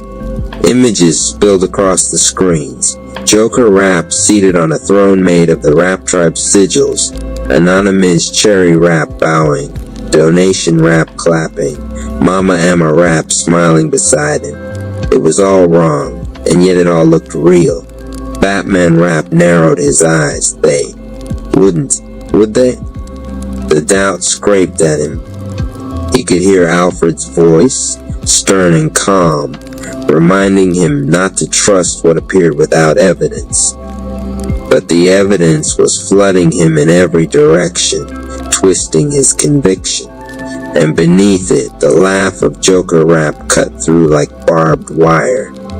In the rap realm, Joker Rap leapt to his feet, twirling crownless but regal in his own deranged way. Oh, I can see it now, the tribe, the bat, all in the audience. And me, their king, their conductor of calamity. He looked at Twilight Zone Rap, eyes alight with fire and madness. You're going to make them believe it. I'm going to make them choke on it. Twilight Zone Rap smiled with all the patience of a spider in the center of its web. The illusion has begun. Soon the bat will come. And when he does, he'll strike not at you, but at them. The rivers hissed, the land groaned, and the rap realm braced itself, knowing the first clash was inevitable. RP Radio. Love the content, drop a comment, share this with others, and subscribe for more content. Sup Radio site Cash App Palace 214. Chapter 2. Indifference Rap. The corridor beyond the first stage curled like a turntable spiral. Each step Anonymous Cherry took was echoed not in sound but in absence, silence that pressed against his ears so hard he thought he might go deaf. The walls here weren't stone or vinyl. They were matte, void black, swallowing light. Only a faint silver line ran along the floor, leading him deeper. At the end of that line, a chair waited. Not a throne, not a stool, just a plain wooden chair, painted the same black as the walls. Sitting in it, legs crossed, was Indifference Rap. He was tall, but slouched, wearing a coat that seemed to fade into the background. His shades were mirrored, reflecting only what others brought to him. In his hand he held no mic, no staff, no weapon, only a deck of blank cards which he shuffled slowly, as though the rhythm of disinterest itself was enough to keep the palace alive. When Anonymous entered, Indifference Rap didn't rise, didn't even tilt his head. He just dealt a card onto the ground, blank. Another ink, a third. Why should I care that you came? His voice drawled, low and flat like a bass line with the volume turned all the way down. They push you, you bleed a verse, and what then? The palace is full of stories like yours. Some screamed, some whispered, all faded. Anonymous squared his shoulders. The memory of "they pushed me" rap still burned in him, fierce as a coal, but Indifference's aura threatened to smother it. Because I'm here to stay, he said. My verse is meant to last. A hollow chuckle slid from Indifference Rap's mouth, though his lips barely moved. Everyone says that until they realize lasting means nothing. Even echoes get tired. The cards on the ground flipped themselves. On each one appeared a scene, Anonymous walking past faces that once meant the world to him, never looking back. Anonymous letting messages pile unread. Anonymous watching someone cry, his arms folded across his chest. Indifference Rap tapped one of the cards. See, that's my verse, hidden in your pocket. You wear me already. You tell yourself it's protection, but really, you've been using me as armor against hope. The accusation stung, but not like anger rap's heat or whisper rap's swarm. This sting was cold, a numb ache in the ribs. Anonymous felt the truth of it. Times he had withdrawn, gone silent, cut ties without explanation. He told himself it was clarity, self-care. But maybe sometimes it had been something else, something emptier. You think I'm an enemy, Indifference said, leaning back lazily, but I'm the only reason you survived those pushes. Without me, you'd have drowned in their noise. Without me, every cut would still be bleeding. Admit it, you need me. The words slithered into the chamber like smoke. And maybe they were right. Maybe indifference was a kind of survival. But Anonymous shook his head. I won't deny you helped me breathe, he said. But breathing without living isn't enough. I don't want to numb myself until the palace forgets I exist. I came here to burn, not to fade. At that, Indifference Rap finally stirred. He leaned forward, removing his shades. His eyes were blank. Not white, not black, just empty, like staring at paper before a word touched it.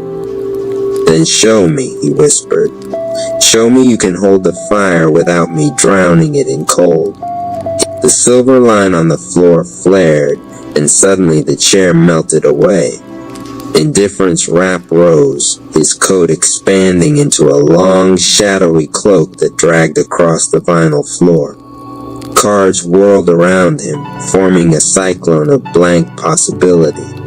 Spit your verse, he said, voice like ice breaking on a river. And prove you can walk without leaning on me. The palace stage reformed beneath their feet. This was the second trial. Anonymous lifted his chin, the pen from Craft Rap still tucked in his palm. He pressed it to the floor, etching his own line. I don't close my eyes to feel nothing. I close them to see what matters more. The words lit up, golden against the void. The blank cards around Indifference froze midair. For the first time, something stirred in that empty gaze, a flicker, faint but real, like a candle shivering in a draft. Indifference Rap lowered his head. The cloak folded back into a coat. The cards rained to the ground, each one now carrying faint imprints, colors, faces, moments. Not blank anymore. You've named me, he said quietly. Not a coffin, but a pause. Not death, but distance. He stepped aside, and a new hallway opened behind him, glowing faint blue. Go, Indifference Rap said. But remember, I will always live in you. And sometimes you will need me again. Anonymous nodded, not in defeat, but in respect. When I call, you'll be a boundary, not a prison. The palace hummed approval. Memory Rap, hidden in the rafters, etched another groove into the record of Anonymous' journey. And so, with the lesson of indifference shaping the rhythm of his chest, Anonymous Cherry walked on toward the next verse. Hulk smash that like button. Claim that share as you comment your favorite rap. Also, Donation Rap reports that a donation helps a long way. If you want to donate, my cash AP is Rap Palace 214, grand entrance to the stage of your day. Let it be a vibrant force of graceful movements of prosperity in every form. Chapter X, When the Plug Walks. In the Rap Palace, lights flickered, not from weakness, but from anticipation. Somewhere deep in the marble bones of the palace, electricity pulsed like a heartbeat. Warriors paused mid-spar, sensing a new rhythm bleeding into the air. The divine chakra, tuddy rivers, usually flowing in calm brilliance, crackled with a streak of neon blue. Lightning hissed across the surface of the waters, dancing like graffiti spark sprayed on God's canvas. Yo, y'all feel that? Somebody just flipped the breaker on the universe. Nah, bro, somebody just plugged us in. RP Radio. Love the content, drop a comment, share this with others, and subscribe for more content. Cash App Rap Palace 201 The Arrival. The palace doors boomed open. A storm didn't come from outside. It burst outward from inside him. Big X the plug rap stepped through. Dallas grit draped on his shoulders like a mantle. Gold teeth flashing in rhythm with the sparks crawling his skin. Every step he took made the floor hum like a speaker cone turned up to max. Anonymous Cherry Rap's aura flared, instinctively reacting. Purple met neon blue, snake chi curling like a serpent tasting electricity. You're new, but your current's heavy. They call me the plug. I bring the power you didn't know you needed. RP Radio. Love the content, drop a comment, share this with others, and subscribe for more content. Cash App Rap Palace 201 It's a demonstration of power. To prove it, he snapped his fingers. Zay the realtor raps energy, drained from training, instantly recharged, like someone had slammed a battery pack into his spine. Need a house? Need a spark? Zay the realtor rap lighting up the dark. Bruh, he turned the man's jingle into a lightning bolt. Chi conductors are rare, but this one, he don't just conduct, he connects. Big X the plug rap raised his hands. Lightning arced between his palms, then split into two branches. One striking Civil Surfer rap, one striking Anonymous Cherry rap. Instead of harm, the current made their chi fuse for an instant, pulsing in sync. They gasped, feeling each other's rhythm as if sharing one heartbeat. That's my gift. I don't just fight. I supply. I connect. I make the tribe a circuit too strong to blow. RP Radio. Love the content, drop a comment, share this with others, and subscribe for more content. Cash App Rap Palace 201 The test, but the Rap Palace doesn't let anyone slide in easy. The river swelled, the lightning they had borrowed, now surging like a challenge. Out of the crackling water rose Twilight Zone Rap's clone, formed from distorted energy, a warped shadow of the plug himself. First test comes quick. You ready to prove you're more than voltage talk? I've been proving that on Dallas blocks since before the palace knew my name. Watch me unplug this fraud. He launched forward, voice booming like subwoofers in a trunk.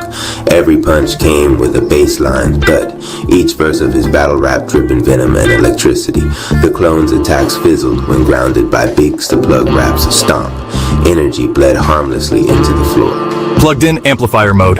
His aura exploded into a neon storm. Bars turned to shockwaves, shaking marble and rattling souls. The clone shattered like glass under sound, dissipating back into the rivers. RP Radio. Love the content, drop a comment, share this with others, and subscribe for more content. Cash App Rap Palace 201 Acceptance. Silence followed, then applause. Ladies and gentlemen, y'all just met the Socket Slayer, the Voltage Vandal, the man who keeps the lights on in the palace. Biggs the Plug Rap. Your current's real. Welcome to the family, plug. Together we'll keep the city lit. The palace pulsed once more, this time in agreement. A new warrior had been wired into the rap tribe circuit. RP Radio.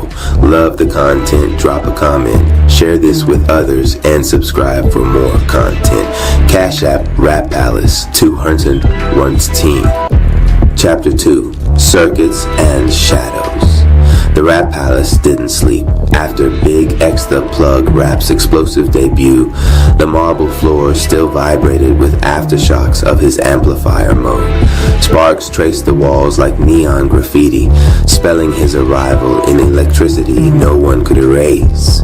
But the palace was alive, and like every new current wired into its body, it demanded proof. RP Radio. Love the content, drop a comment, share this with others, and subscribe for more content. Cash App Rap Palace, 200 once teen. The trial of continuity. The palace accepts your spark, Biggs the Plug Rap, but it must test your continuity. Energy that can't sustain itself burns out quick. Show us your flow. The floor split, revealing a chasm of circuitry beneath, glowing lines of chi energy twisting like veins in a cosmic machine. Lightning arced upward, forming a path made of shifting electrical tiles. Man, that's the chai circuit run. You trip once, you fry. Double or Nothing says he makes it. Who wanna put some rap bucks on the plug? RP Radio. Love the content, drop a comment, share this with others, and subscribe for more content. Cash App Rap Palace, 200 once teen. The circuit run. Bet I didn't come here to dim. I came to light the whole board. He stepped onto the first tile. A pulse blew under his weight, recognizing his flow. But the path shifted, tiles rearranging like beats in a freestyle cipher. The test wasn't about speed, it was about rhythm. He moved forward, steps syncing with an invisible tempo. Each stomp sent bass into the palace walls, each breath charging the tiles beneath him. He's not forcing it, he's syncing with the circuit. That's why it bends to him. Halfway across, the path turned violent. Bolts shot upward like spears, trying to knock him into the chasm. Stay grounded, Plug. Don't let it unplug you. Instead of dodging, Biggs the Plug Rap planted his feet, absorbing the shock. Sparks danced across his skin, amplifying his aura until his whole body throbbed like a speaker cone. Palace tested my fuse, but I don't break. Plug, walk steady, whole circuit awake.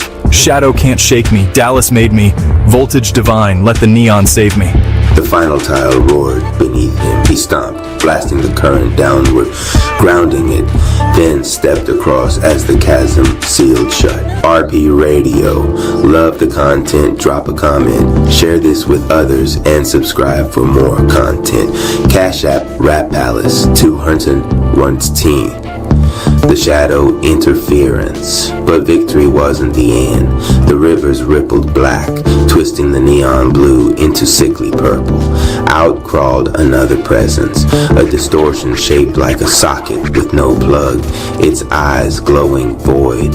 That's Twilight Zone Rap's interference again. He's trying to short your circuit. The shadow lunged, its form shifting like static. This what I was made for? He slammed his fists together, creating a shockwave of sound and light. Bassline breaker. The wave shattered the shadow's form, but not before it hissed a warning. You can light the palace, but shadows always find the sockets you leave open. It melted back into the floor, leaving only sparks in the air. RP Radio. Love the content, drop a comment, share this with others, and subscribe for more content. Cash App Rap Palace, 200 once teen.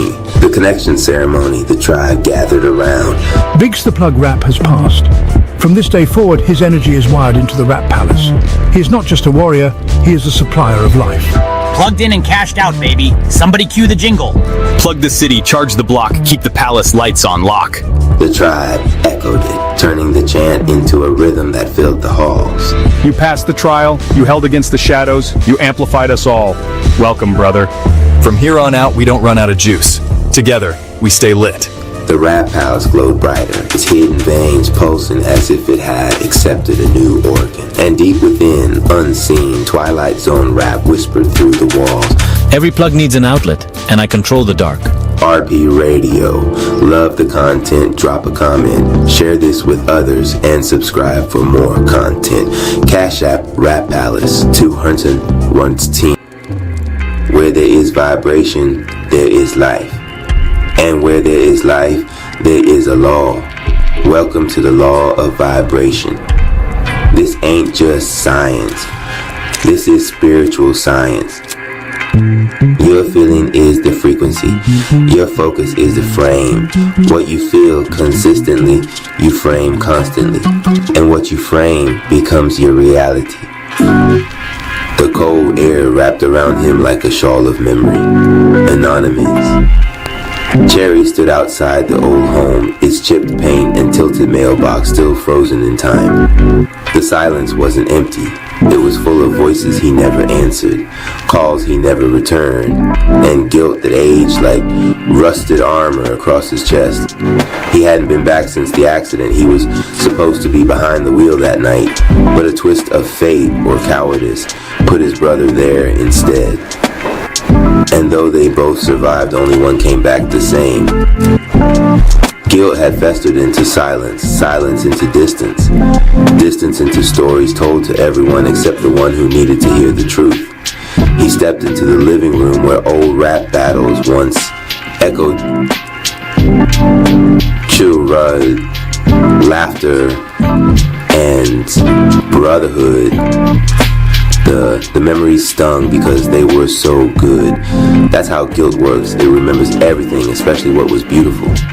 Anonymous Cherry, please forgive me, but it wasn't just to his brother, it was to himself.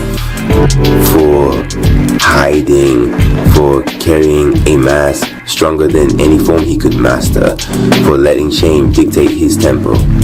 As he sat cross-legged in the center of the floor, his chakras pulsed, uneven, tight. The meditation grove shimmered in his mind's eye, reminding him, forgiveness is a warrior's act, not weakness. With every breath, he spoke, Anonymous Cherry, please forgive me for surviving. Even after 10 years inside this chamber, time doesn't teach, it tests. Pulse check, identity tremor detected, soul pressure rising, anonymous. He can't control the venom and the rage at once. It's pulling him apart. The chamber grew quiet, the swirling energy settling into a gentle hum. Anonymous Cherry's breath slowed, each inhale and exhale a steady drum in the silence. He opened his eyes, now clear and calm. Anonymous Cherry, thank you. Not just words, not a simple phrase tossed into the void. It was a seed planted deep within his core, a healing balm for wounds both visible and unseen. Years of battles, losses, betrayals, and victories had built walls around his heart. Walls that hardened into armor, yet also blocked the sunlight of connection. Gratitude began to chip away at those walls. He remembered his mother's voice, soft but unwavering. Anonymous Cherry's mother. Always say thank you, even when you feel you have nothing left to give. It wasn't easy. The moments when life felt like a battlefield, when betrayal felt like a knife in the back, gratitude was the last thing on his mind. Yet, every time he chose gratitude, he shifted. The venom within him softened. The shadows that clung to his spirit began to thin. The once harsh landscape of his soul started blooming with new life. Anonymous bowed his head, palms pressed together. Anonymous Cherry, thank you for the pain that made me stronger. Thank you for the love that never left. Thank you for the lessons hidden in darkness. The chamber responded, glowing softly. Energy flowed freely, no longer a storm but a river.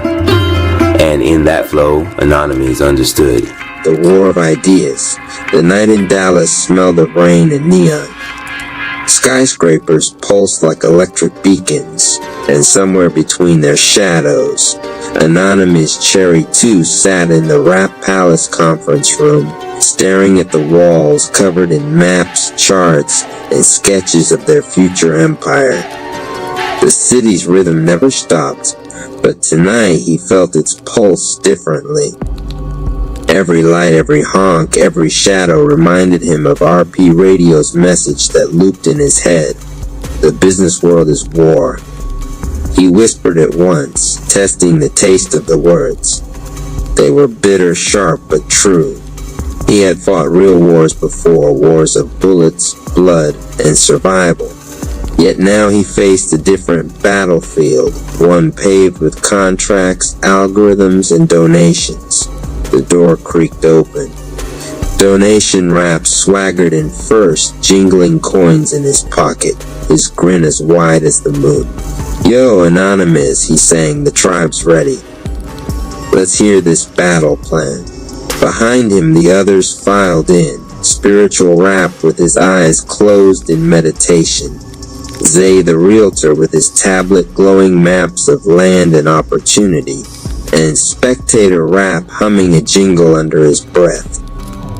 The air thickened with anticipation as if the very walls knew a declaration was about to be made. Anonymous rose, his shadow stretching across the whiteboard. His voice was steady, forged in fire and fear. "We've been treating this like a hustle," he began. "But it's not just a hustle.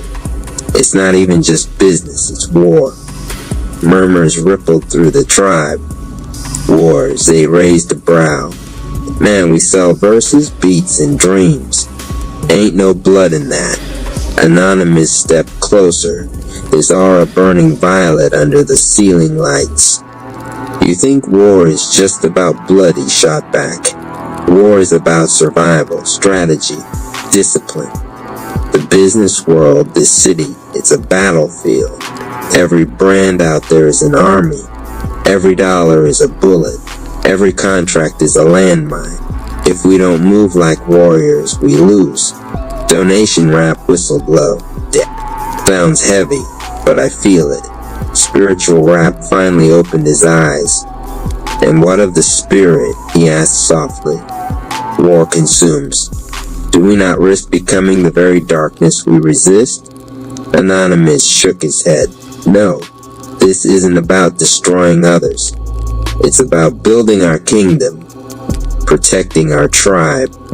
Every soldier fights not because he hates what's in front of him, but because he loves what's behind him. And behind us is the Rap Tribe's future." The room fell silent, heavy with conviction. Even Spectator Rap stopped humming. Then, like sparks catching fire, resolve spread through the group. Zay tapped his screen, pulling up maps of neighborhoods ready for development. Donation Rap started sketching a new jingle campaign on a napkin. Spiritual Rap whispered a prayer that wrapped the room in invisible armor. Anonymous watched them all, a small smile breaking across his face. He had doubted himself before, wondered if he was ready to lead. But in this moment, he understood. He wasn't leading them into chaos. He was leading them into clarity. The war of ideas had begun, and the Rap Tribe was ready. RP Radio. Love the content, drop a comment, share this with others, and subscribe for more content. Cash App Rap Palace 214, great. Let's keep the momentum moving. Here's Chapter 2 of Anonymous Cherry 2's Business War Saga with the Rap Tribe, continuing the story in full novel format. RP Radio. Love the content, drop a comment, share this with others, and subscribe for more content. Cash App Rap Palace 214, the first campaign. The dawn cracked open with a roar of thunder. Rain hissed against the glass walls of the Rap Palace, but inside, the tribe buzzed with the kind of fire only warriors knew before their first battle. Donation Rap had transformed the studio into a command center overnight. Whiteboards glistened with donation funnels and flowcharts. Sticky notes marked targets. Arrows connected merch, YouTube, events, and donations. His handwriting was wild but alive, a graffiti of ambition. He slapped the board with his palm. "Today," he shouted, "we launch our first campaign. We ain't just rapping, we mobilizing. We gonna hit the streets, the streams, the feeds. Every like, every share, every coin drop, that's ammo. That's how we win." Zay the Realtor leaned back in his chair, calm but calculating. "Don't forget, Competitors out there already got their funnels running. They'll undercut us, steal ideas. If we move sloppy, we'll bleed before we even start. Spectator Rap interrupted with a sudden sing-song jingle. Like share, donate, comment today. Every coin helps the tribe find a way. Everyone burst out laughing, even Anonymous Cherry, though his eyes never left the board. Zay's right, Anonymous said finally, voice cutting through the laughter. This ain't no freestyle battle. This is chess. Our enemies, whether it's corporate giants or the evil rap family, they're always watching. We gotta strike where they don't expect. Spiritual Rap closed his eyes, his voice calm but firm. Then let us align before we step into the fray. A battle fought without spirit is already lost. He led the tribe in a brief meditation, the sound of rain outside blending with their deep breaths. The room seemed to shift, the air vibrating with unseen energy. When they opened their eyes, Anonymous raised his fist. We don't just launch, we invade. Today our donation stream goes live. But instead of pushing just for money, we push for story. People don't invest in products. They invest in purpose. And our purpose is to rebuild this city with rhythm, unity, and resilience. Donation Rap grinned, teeth flashing. So we hit him with heart and hooks. Got it. The campaign went live at noon. Spectator Rap's jingles rang through TikTok videos. Donation Rap's voice echoed through podcasts and live streams, looping calls to action. Zay secured partnerships with local businesses who believed in their mission, weaving coupon codes into every drop. Spiritual Rap streamed meditations of resilience, each one ending with a link to donate. But within hours, the counterattack began. Competing groups spammed their streams with hate. Trolls flooded their comments with mockery. Rumors spread that the rap tribe was a scam. Even the evil rap family lurked in the shadows, twisting the narrative with their poisoned words. For a moment, doubt cracked the room. Spectator Rap's jingles lost their rhythm. Donation Rap cursed at the trolls. Zay muttered about pulling the plug before the brand got tainted. Anonymous Cherry stood in the center, his aura glowing faintly violet, his jaw clenched but steady. He raised his hand, silencing the noise. Listen, he said, voice low but burning.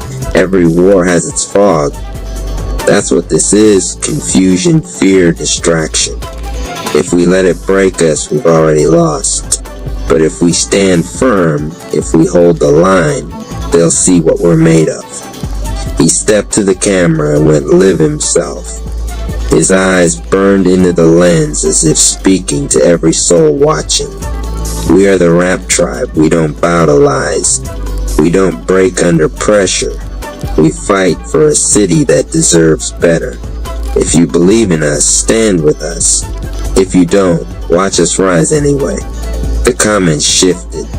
Hearts flooded the screen. Donations surged. The trolls faded beneath the tide of support. The first campaign had not just survived, it had claimed victory. When the stream ended, the tribe erupted in cheers. Donation Rap slapped Zay on the back.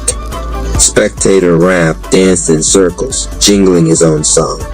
Spiritual Rap whispered blessings under his breath. But Anonymous stood quietly, looking at the city through the rain-streaked glass. He knew this was only the beginning. The battlefield had tasted their first strike, and it would demand more. RP Radio, love the content, drop a comment, share this with others, and subscribe for more content. Cash App Rap Palace 214 Betrayal in the Shadows. The rain cleared by morning, but the city's air still carried the metallic scent of conflict. The rap tribe's first campaign had been a victory, Yet victories come with echoes, and enemies always listen. Anonymous Cherry 2 stood at the balcony of Rap Palace, watching Dallas awaken beneath streaks of dawn. His heart should have been light with triumph, but instead it felt heavy. War had taught him long ago that the first victory is when the enemy starts plotting hardest. Inside, the tribe buzzed with new energy. Donation Rap strutted around with a stack of receipts, each one a badge of honor. Yo, look at this. Donations spiked 50% overnight. People love the jingles, bro. They chant them in the comments like war cries. Spectator Rap broke into another tune, half mocking, half proud. Rap tribe rising, donations climbing. No enemy strong enough to stop our timing. The room erupted in laughter, but not everyone laughed. Zay the realtor leaned against the wall, tablet in hand, his brow furrowed. Yeah, the numbers are up, he said flatly, but something's off. I've seen this before in real estate wars. When your numbers climb too fast, vultures circle. Contracts get stolen, deals collapse. Competitors start buying your allies behind your back. His warning hung in the air, thick as smoke. Anonymous turned from the balcony.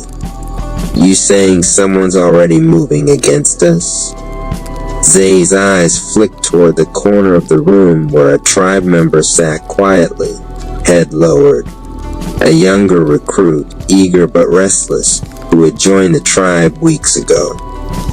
His name was Shift Rap, known for switching moods faster than a beat drop. Just saying, Zay murmured, leaks don't come from strangers. They come from the inside. The mood shifted. Donation Rap stopped mid-celebration. Spiritual Rap's eyes narrowed. Spectator Rap's jingle died in his throat.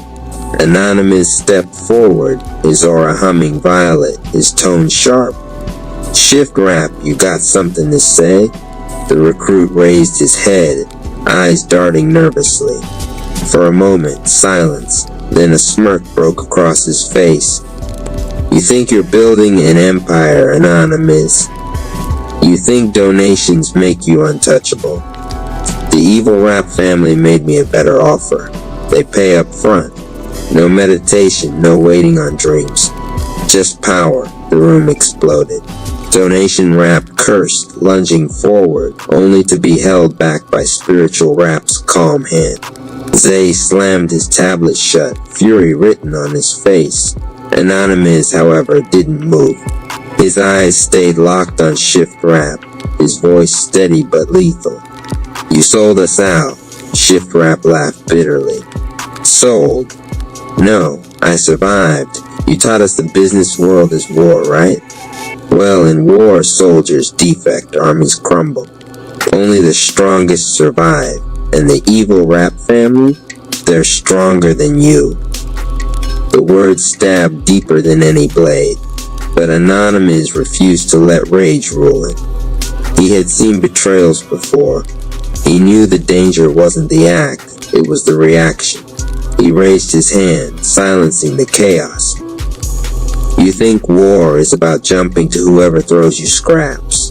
That's not strength, that's slavery. You'll see. The evil Rap family doesn't feed you, they feed on you. Shift Rap's smirk wavered, but he kept it. We'll see whose side wins when the city bows. Then he stormed out, slamming the door behind him. The tribe was left in stunned silence. Donation Rap finally broke it with a growl. We should have ended him before he left.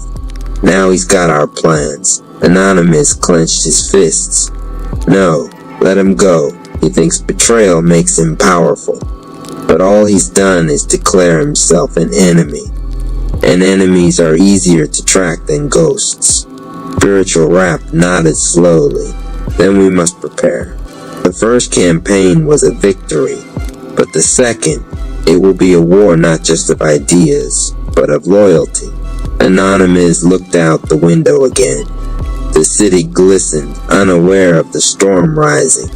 He whispered to himself, a vow only the walls heard. No betrayal will break this tribe. Not now, not ever. And in the distance, somewhere in the twisting alleys of Dallas, the evil rap family prepared to turn shift rap into a weapon. The real war had only just begun. RP Radio. Love the content, drop a comment, share this with others, and subscribe for more content. Cash App, Rap Palace 214 Perfect. Here's Chapter 4 of Anonymous Cherry 2's Business War Saga in full novel format with dialogue, imagery, and mounting tension. RP Radio. Love the content, drop a comment, share this with others, and subscribe for more content. Cash App, Rap Palace 214. The Sabotage the following week, the rap tribe moved with renewed urgency. Plans sprawled across the rap palace like a general's war maps. Zay, the realtor, drew up the outlines for a new community hub. A storefront that would serve as both donation center and cultural heartbeat. Donation Rap tested jingles into his mic, tweaking each syllable for maximum pull. Spiritual Rap prepared meditations to bless the launch, so every visitor felt not just welcome but armored in spirit. Anonymous Cherry watched it all unfold like a commander before battle. His instincts screamed of danger. Shift Rap's betrayal had not been an ending, but a beginning. Somewhere in the city, the evil rap family waited, their shadows stretching across every corner. On launch day, the tribe stood outside the storefront, hearts pounding, energy electric. Crowds gathered, flyers fluttered in the wind. A DJ booth blasted rhythms into the streets. For a moment, everything shimmered with promise. Today, Anonymous declared to the crowd, voice amplified through the speakers, we open not just a store, but a future.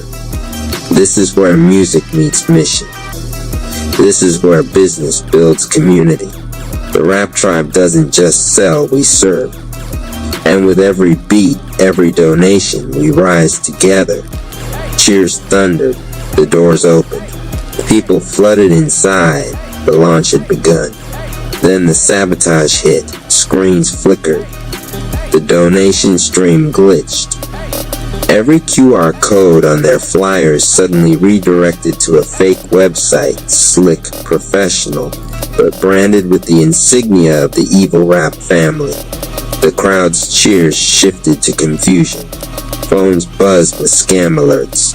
A woman at the front shouted, "Is this legit, or are y'all playing us?" Panic rippled through the room. Donation Rap's face went pale. They hacked us, man. Every funnel's rerouted. We ain't getting a dime, Zay cursed, slamming his tablet. Our whole campaign's bleeding into their pockets. Spectator Rap tried to sing a recovery jingle, but his voice cracked under the tension. Wait, don't click, don't. Stick with us quick. It came out broken, nervous, swallowed by the murmurs of doubt. Anonymous stepped into the storm. His aura burned brighter now, a violet blaze spilling across the storefront. He grabbed the mic again, his voice sharp enough to cut through the chaos. Listen, he roared. This right here is what war looks like. Sabotage, lies, enemies trying to break our spirit. But they can't steal what matters most. They can't steal our vision. They can't steal our rhythm. They can't steal us. The crowd froze, their eyes magnetized to him. Anonymous turned to his tribe. Donation Rap improvised a new funnel. Right now, forget the QR codes, use the chant. Donation Rap blinked. The chant. Yes, lead them. Make their voices the link. Donation Rap's fear cracked into a grin. He grabbed a mic and belted out a hook. Rap tribe rise, rap tribe rise. Every voice is power, every soul is ties. The crowd picked it up, first a few, then dozens, then hundreds. Phones lit up again, not with fake sites, but with cash apps, Venmo codes, and direct transfers to real Rap Tribe account. The hack had stolen the link, but Anonymous had given them something stronger: unity. By the end of the night, the storefront still stood, glowing with the energy of resilience. Donations flowed again, spirits soared, but the shadow of betrayal lingered. The evil Rap family had revealed their hand, and Shift Rap's fingerprints were all over it. Inside the palace later, the tribe gathered in silence. The victory was real but fragile. Spiritual Rap spoke first, voice calm as a river. This is no longer business as usual. They do not fight fair. They do not rest. If we wish to win, we must grow not just in skill, but in soul. Anonymous nodded, his eyes hard but alive. Then let them come. Sabotage only proves one thing: they fear us. And fear means we're winning. Yet, as he lay awake that night, staring at the ceiling of his chamber, Anonymous knew this was only the beginning. The war of ideas had become a war of survival, and the next move would decide whether the Rap Tribe's dream lived or burned. RP Radio. Love the content, drop a comment, share this with others, and subscribe for more content. Cash App Rap Palace 214, the Counter-Strike. The air inside Rap Palace was thick with determination. Maps of the city stretched across the main table, pins marking territories where the evil Rap family's influence ran deep. Clubs, storefronts, media stations. Shift Rap's betrayal had shown them just how far the enemy's claws could reach. Anonymous Cherry 2 stood at the head of the table, violet aura flickering faintly around him like a lantern in the dark. His voice carried both command and conviction. They hit our storefront. They tried to bleed us dry. But sabotage is not victory. Tonight we strike back not with hate, but with strategy. They think they own the city's attention. We'll take it back. Donation Rap leaned forward, eyes blazing. I say we flood the airwaves. Drop jingles so catchy they can't escape them. Every radio, every live stream, Rap Tribe all day, all night. Make the evil Rap family invisible. Zay shook his head, tapping his tablet. That won't be enough. They control the distribution pipelines. We need leverage. Something that forces them to pay attention to us, even if they don't want to. Spectator Rap jumped up, twirling, then belted a new jingle on the spot. What they steal, we rebuild. What they hide, we reveal. Rap Tribe strong, unbreakable will. Spiritual Rap closed his eyes, breathing deeply. The battlefield is not only of screens and streets. It is within the hearts of the people. If they believe in us, no shadow can blind them. Anonymous's gaze swept the room. Each voice was a verse in the larger rhythm of the tribe. He drew in a slow breath, then pointed to the map. We hit them where they're loudest. The evil Rap family broadcasts every Friday night from their pirate station. They control the city's narrative with fear. This Friday, we cut through their frequency. We take their platform and flip it. Gasps filled the room. Zay muttered, "You mean hijack their stream?" "Yes," Anonymous said simply. "We'll override their signal with our own. We'll broadcast a message of strength, unity, and truth. They wanted to silence us. Instead, the whole city will hear us roar. RP Radio. Love the content, drop a comment, share this with others, and subscribe for more content." Cash App Rap Palace 214 Friday night came like a storm. The Rap Tribe set up their gear in the palace basement, laptops glowing, wires tangled like veins, microphones checked and double-checked. Spiritual rap burns sage, letting smoke curl like a shield. Donation rap rehearsed his opening hook. Spectator rap hummed nervously, jingles spilling from his lips like a nervous drum roll. At midnight, the evil rap family went live. Their voices oozed through the airwaves, twisted with arrogance. Rap Tribe is weak. Their dreams are illusions. Their storefront was a scam, and their leader, a fraud wrapped in purple smoke. Anonymous signaled the tribe. Now, with a single keystroke, Zay rerouted their system. Static ripped across the city's radios and streams. Then, like a lightning strike, the Rap Tribe's voices thundered through. Donation Rap's chant hit first, raw and magnetic. Rap Tribe rise. Rap Tribe stand. Strength in spirit, strength in hand. Spectator rap layered in harmony, his jingle cutting clean against the static. Spiritual rap spoke words of power, weaving prayer into every syllable. We are not bound by fear. We are bound by love, and no shadow can steal the light of those who walk in truth.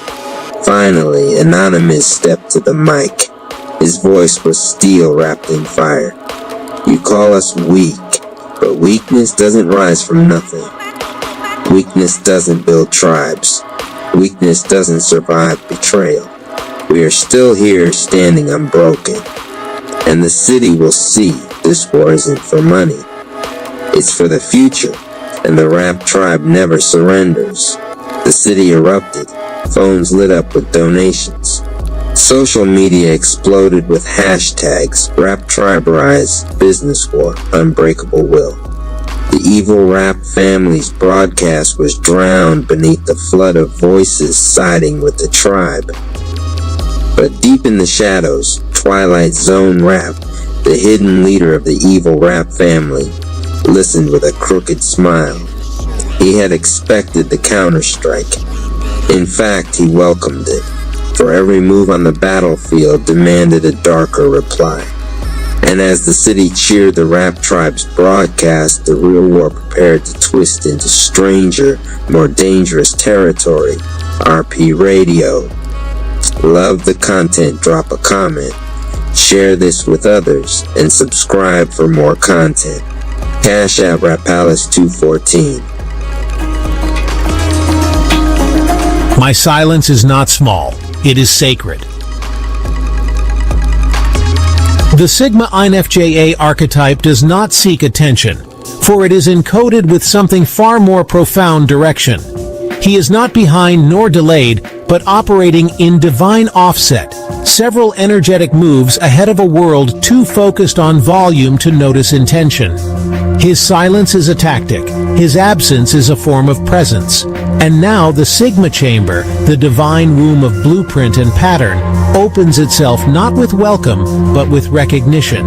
For it is not Anonymous Cherry who enters, it is the chamber that reveals itself to match the frequency he has always carried. There's a weight I carry that doesn't belong to gravity. It's the pressure of knowing, of sensing, of hearing beneath the sound. All my life I've observed the room before the conversation, felt the fracture before the break. People often mistook my quiet for withdrawal. What they never understood was that I wasn't absent. I was downloading, mapping, reading every flicker of energy like it was scripture. The world calls it mystery, but I know now it's a form of divine encryption. I was not built to be decoded by the masses. I am a cipher for the few, a frequency only the future will recognize. This stillness inside me, it isn't emptiness, it is signal density, a command center cloaked in calm, a war room disguised as meditation. I do not raise my voice, I raise my field. Inhale. Visualize an indigo blue spiral rising from your root to your crown, like DNA reassembling itself through vibration. Hold. Let the spiral pulse around your spine, drawing wisdom into your nerve endings. Exhale. Release it outward, forming a field of translucent intention. You are not hiding. You are filtering. My silence is strategy. I do not need the crowd to know I've moved. I do not chase clarity. I carry clarity.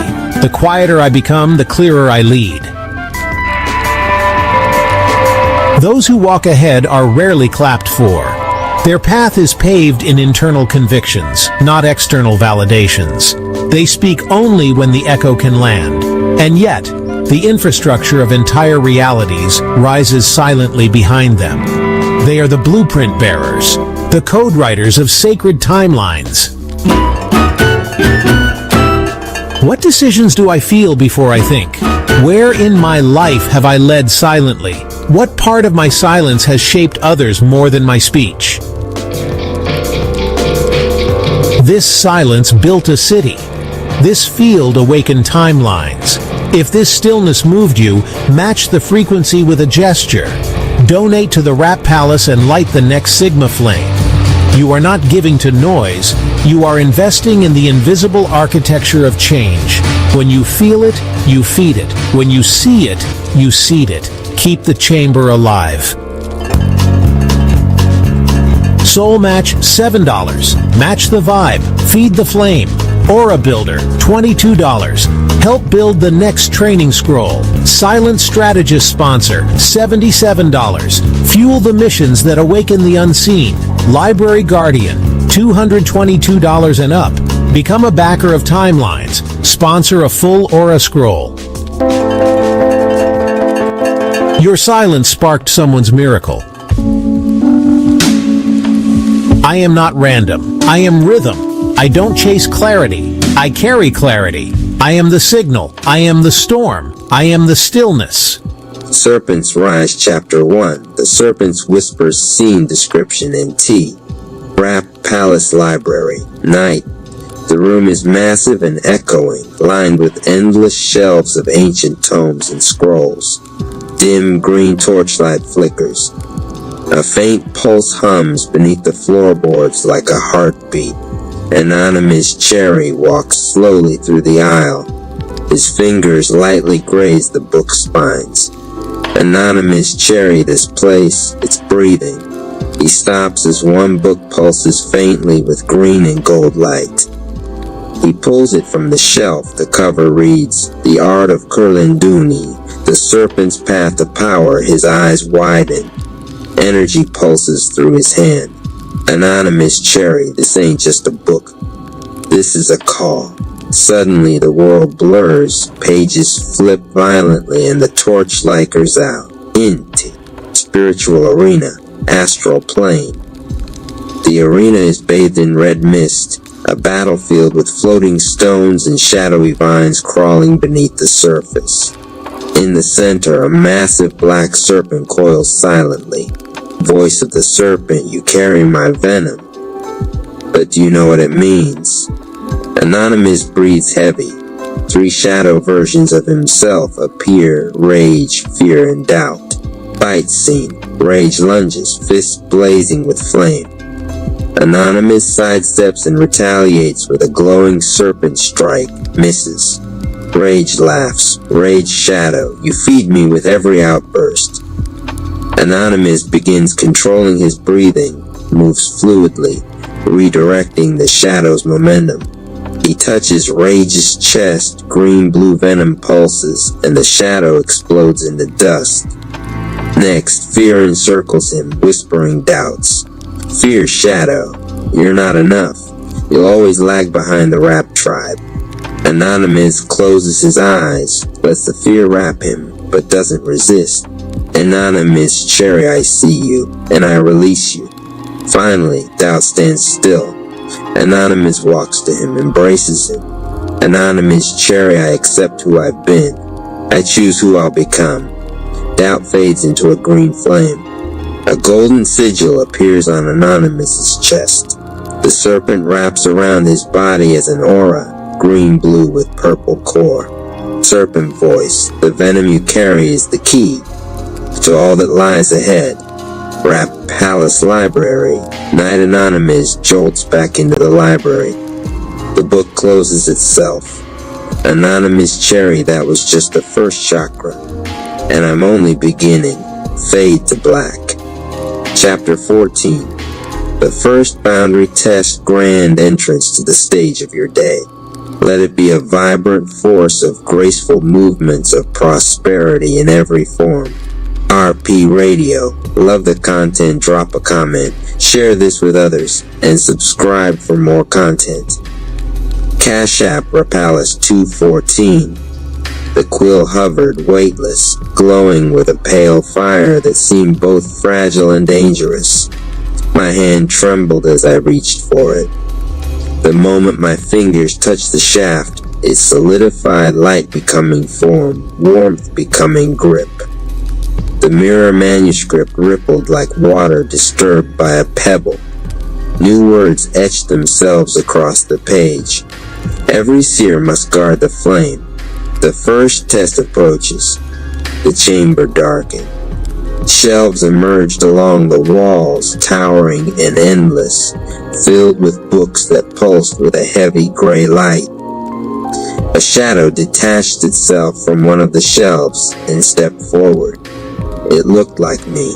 Same face, same eyes, but tired, bitter, carrying the weight of every doubt I had ever whispered to myself in silence. I know you, it sneered. I am you. And I will always remind you, you're too fragile, too strange, too broken to lead anything. Grand entrance to the stage of your day. Let it be a vibrant force of graceful movements of prosperity in every form. RP Radio. Love the content, drop a comment, share this with others, and subscribe for more content. Cash App Rapalis 214. This was no hallucination. The library had conjured Gregory's unbound self, the fragment of him that had carried years of masking, rejection, and isolation. Every silent seer faced it. Every Sigma had to decide, either submit to the inner saboteur or define themselves beyond it. The first boundary was never against others. It was against the self. Grand entrance to the stage of your day. Let it be a vibrant force of graceful movements of prosperity in every form. RP Radio. Love the content, drop a comment, share this with others, and subscribe for more content. Cash App Rapalis 214. My chest tightened, my throat burning with words I'd never spoken out loud. My shadow double leaned closer, whispering venom I recognized too well. No one listens to you. No one understands you. You hide in books because you're afraid of the world. The quill pulsed in my hand. The mirror manuscript lay open, waiting. My reflection's voice pressed harder.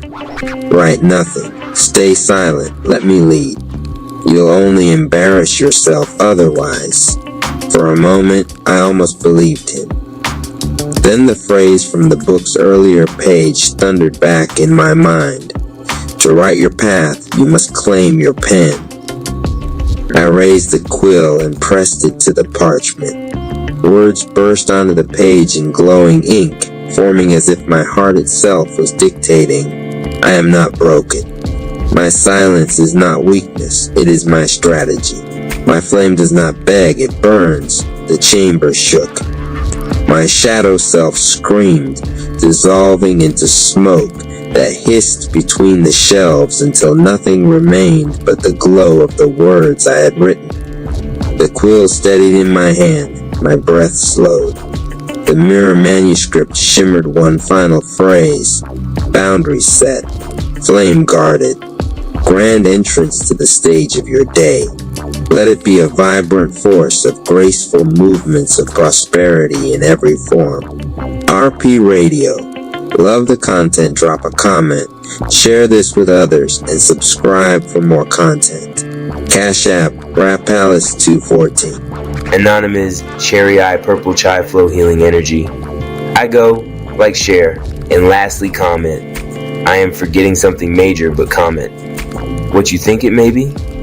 In the theater of my mind, on the stage of my imagination, I see myself as a successful entrepreneur, creating innovative solutions and making a positive impact on the world. In the theater of my mind, on the stage of my imagination, I see myself as a confident and effective communicator, able to articulate my thoughts and ideas with clarity and conviction. In the theater of my mind, on the stage of my imagination, I see myself as a resilient and adaptable individual, able to overcome challenges and grow from setbacks. In the theater of my mind, on the stage of my imagination, I see myself as a loving and compassionate partner, building a strong and supportive relationship with my significant other. In the theater of my mind, on the stage of my imagination, I see myself as a healthy and fit individual, prioritizing my physical and mental well-being and leading a vibrant and active lifestyle. In the theater of my mind, on the stage of my imagination, I see myself as a creative and inspired artist, producing works of beauty and meaning that touch the hearts and minds of others. In the theater of my mind, on the stage of my imagination, I see myself as a generous and philanthropic individual, giving back to my community and supporting causes that align with my values. In the theater of my mind, on the stage of my imagination, I see myself as a lifelong learner, constantly seeking new knowledge and experiences that enrich my life and expand my horizons. In the theater of my mind, on the stage of my imagination, I see myself as a patient and understanding friend, building strong and lasting relationships with those around me. In the theater of my mind, on the stage of my imagination, I see myself as a responsible and ethical citizen, contributing to society in meaningful ways and upholding the highest standards of integrity. In the theater of my mind, on the stage of my imagination, I see myself as a humble and grateful individual, appreciating the blessings and opportunities that come my way and expressing gratitude for all that I have. In the theater of my mind, on the stage of my imagination, I see myself as a visionary and inspired leader, empowering others to achieve their full potential and creating positive change in the world. In the theater of my mind, on the stage of my imagination, I see myself as a confident and capable problem solver, able to tackle complex challenges and find creative solutions that benefit all involved. In the theater of my mind, on the stage of my imagination, I see myself as a curious and open-minded explorer, venturing into new territories and discovering the wonders and mysteries of the world. In the theater of my mind, on the stage of my imagination, I see myself as a peaceful and harmonious being, radiating love and compassion to all those around me and creating a positive and uplifting atmosphere wherever I go. Chapter 1. When the city gets loud, the city did not announce what it was about to do. It never did. 1 second, it existed inside its usual illusion of rhythm, traffic breathing in waves, streetlights humming softly, human lives stitched together by routine. And the next, that illusion ruptured as if someone had torn a seam the city depended on to stay sane. Sound arrived first, not as noise but as pressure, a sudden tightening in the air that made windows shudder before they shattered and made people freeze before they ran. Sirens did not rise in order.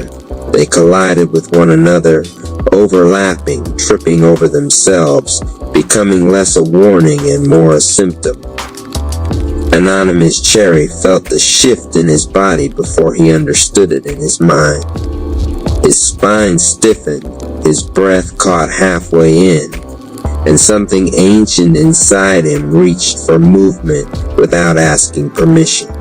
He stepped aside just as a metal sign tore free from its bolts and smashed into the sidewalk where he had been standing, sparks skittering like startled insects. Someone screamed close enough for the sound to scrape his nerves raw. Another voice shouted instructions that contradicted themselves, telling people to run and stay and duck and look out all at once. Anonymous did not think about saving anyone. He did not think about being brave. His mind narrowed to angles, exits, negative space. He moved because stillness felt dangerous, because his body had learned long ago that hesitation invited impact. He sprinted as debris fell in unpredictable arcs, ducked beneath a collapsing light pole, slid on loose gravel that tore the skin of his palm, and felt heat brush his shoulder as something behind him burst with a violence that did not bother to explain itself. He did not turn around. Turning around had consequences. When he finally reached the narrow mouth of an alley, the chaos spilled past without noticing him, loud and hungry, and moving on toward denser clusters of people.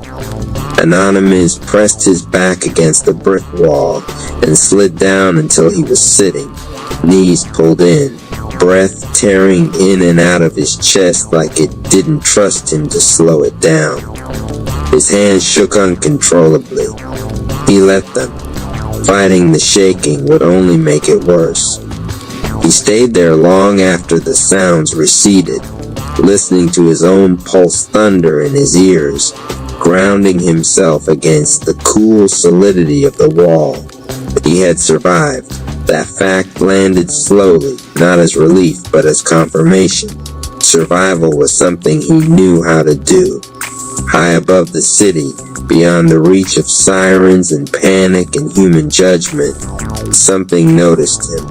It did not lean closer. It did not intervene. It simply held its attention steady, the way light rests on a surface without trying to change it. Anonymous did not know he was being seen. He only knew the city had gotten loud and he was still breathing. Chapter 2. Borrowed strength. Anonymous learned quickly and without instruction what the city rewarded when it broke apart. Speed was praised, force was admired, intensity was mistaken for readiness. The people who moved hardest and hit fastest were called strong, even when they collapsed afterward where no one bothered to look. The next time the disturbance found him, Anonymous did not run.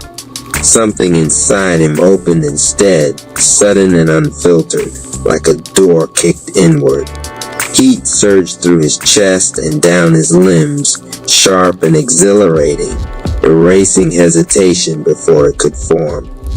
His senses sharpened to a painful clarity. The thing in front of him, half-formed, unstable, radiating distortion, felt less like a threat and more like an obstacle waiting to be removed. He struck once. The impact landed heavier than it should have, louder than physics alone could justify. The entity shattered under the blow, energy collapsing in on itself with a concussive crack that made nearby windows rattle. People stared. Some shouted his direction. Others pulled out devices, eager to capture the moment power looked impressive. Anonymous did not feel victorious. The strength vanished as abruptly as it had arrived, leaving behind an emptiness that hollowed him out from the inside. His knees buckled without warning. He caught himself against the side of a car, metal cold beneath his fingers, breath splintering into shallow, ineffective pulls that refused to deepen no matter how hard he tried. The fight ended without him. Others stepped in. The noise moved on. Later, alone in his apartment, he lay flat on the floor, staring at the ceiling fan as it clicked unevenly above him. His muscles ached in a way that felt wrong, deeper than exertion, as if something had been pulled through him instead of by him. His thoughts slid out of focus. drifting just far enough away to make him feel like he was watching himself from a step behind. He tried to sit up and failed, not from weakness, but from a strange disconnect between intention and action. He had won, and it had cost him more than bruises. That night, sleep came in fragments. Each time he drifted close, his body jerked him back awake as if it no longer trusted stillness. In those thin moments between waking and dreaming, he felt it again, that quiet, steady sense of being observed. Not hunted, not judged, simply noticed. "I don't want to do that again," he whispered into the dark voice, hoarse with exhaustion. Presence did not respond. It did not need to. Its silence felt less like absence and more like patience. Chapter 3, The Aftermath Nobody Sees by Morning. The city had already begun the work of forgetting. News feeds replayed the loudest moments, looping chaos into digestible segments, filled with commentary about courage and power and those who stood their ground. Anonymous avoided the screens. He felt the aftermath in quieter, more private ways, in the tremor that lingered in his hands when he reached for a glass of water, in the fatigue that sleep refused to touch, in the way time occasionally thinned until he wasn't sure how long he'd been standing still in the middle of a room. People told him he looked fine. He nodded because explaining would require words he didn't have. Inside, something felt misaligned, like weight carried unevenly across a frame that had learned to compensate without ever healing. He noticed it most during calm moments, when there was no threat to justify the tension coiled beneath his ribs. Silence no longer felt neutral, it felt suspicious. One evening, sitting on the edge of his bed with rain tapping steadily against the window, Anonymous pressed his palms together without thinking. Warmth bloomed between them, subtle but unmistakable. Not heat, something gentler, curious. He pulled his hands apart slightly and felt resistance, like invisible fabric stretching between his fingers. The sensation startled him. His breath hitched, and the warmth vanished as quickly as it had appeared. He stared at his hands long after they felt ordinary again, a quiet question echoing in his chest. Where had that come from? Why now? Outside, the rain continued its patient rhythm, unbothered by his confusion. Anonymous lay back and listened, allowing his breath to slowly match the sound. For the first time since the chaos, his body eased without collapsing into numbness. He remained present, balanced on the edge of rest without slipping away. In that narrow space between waking and sleep, the presence drew closer, not intruding, not demanding, simply aligning itself with his awareness like a shadow that only appears when the light is right. Anonymous did not yet understand what was beginning. He only sensed deep in his chest that surviving the loud moments was no longer enough. Something in him wanted to learn how to stay even when the city was quiet. Chapter 4. The wrong kind of training. Anonymous did what the city had taught him to do. He chased intensity. He woke before dawn and ran until his lungs burned, not because he enjoyed the pain, but because the burn made everything else go quiet. He pushed his body past fatigue and into something harsher, something that felt like proof. If he could exhaust himself completely, then the shaking, the drifting, the strange hollowness behind his eyes had to mean progress. That was the logic he followed, because it was the only one he knew. He trained in abandoned lots and empty warehouses, places where broken concrete and rusted steel mirrored the way he felt inside. He struck heavy bags until his knuckles split, letting the sting ground him. He forced breath into rigid patterns, counting instead of listening, commanding his body the way one commands a machine that must perform on demand. Sometimes the energy came. When it did, it answered his force with force. It surged when he clenched, flared when he pushed, obeyed when he demanded. The glow that formed around his hands looked impressive in the dark, sharp, violent, undeniable. Each release felt like victory in the moment, like he had finally figured out how to grab hold of what had nearly destroyed him before.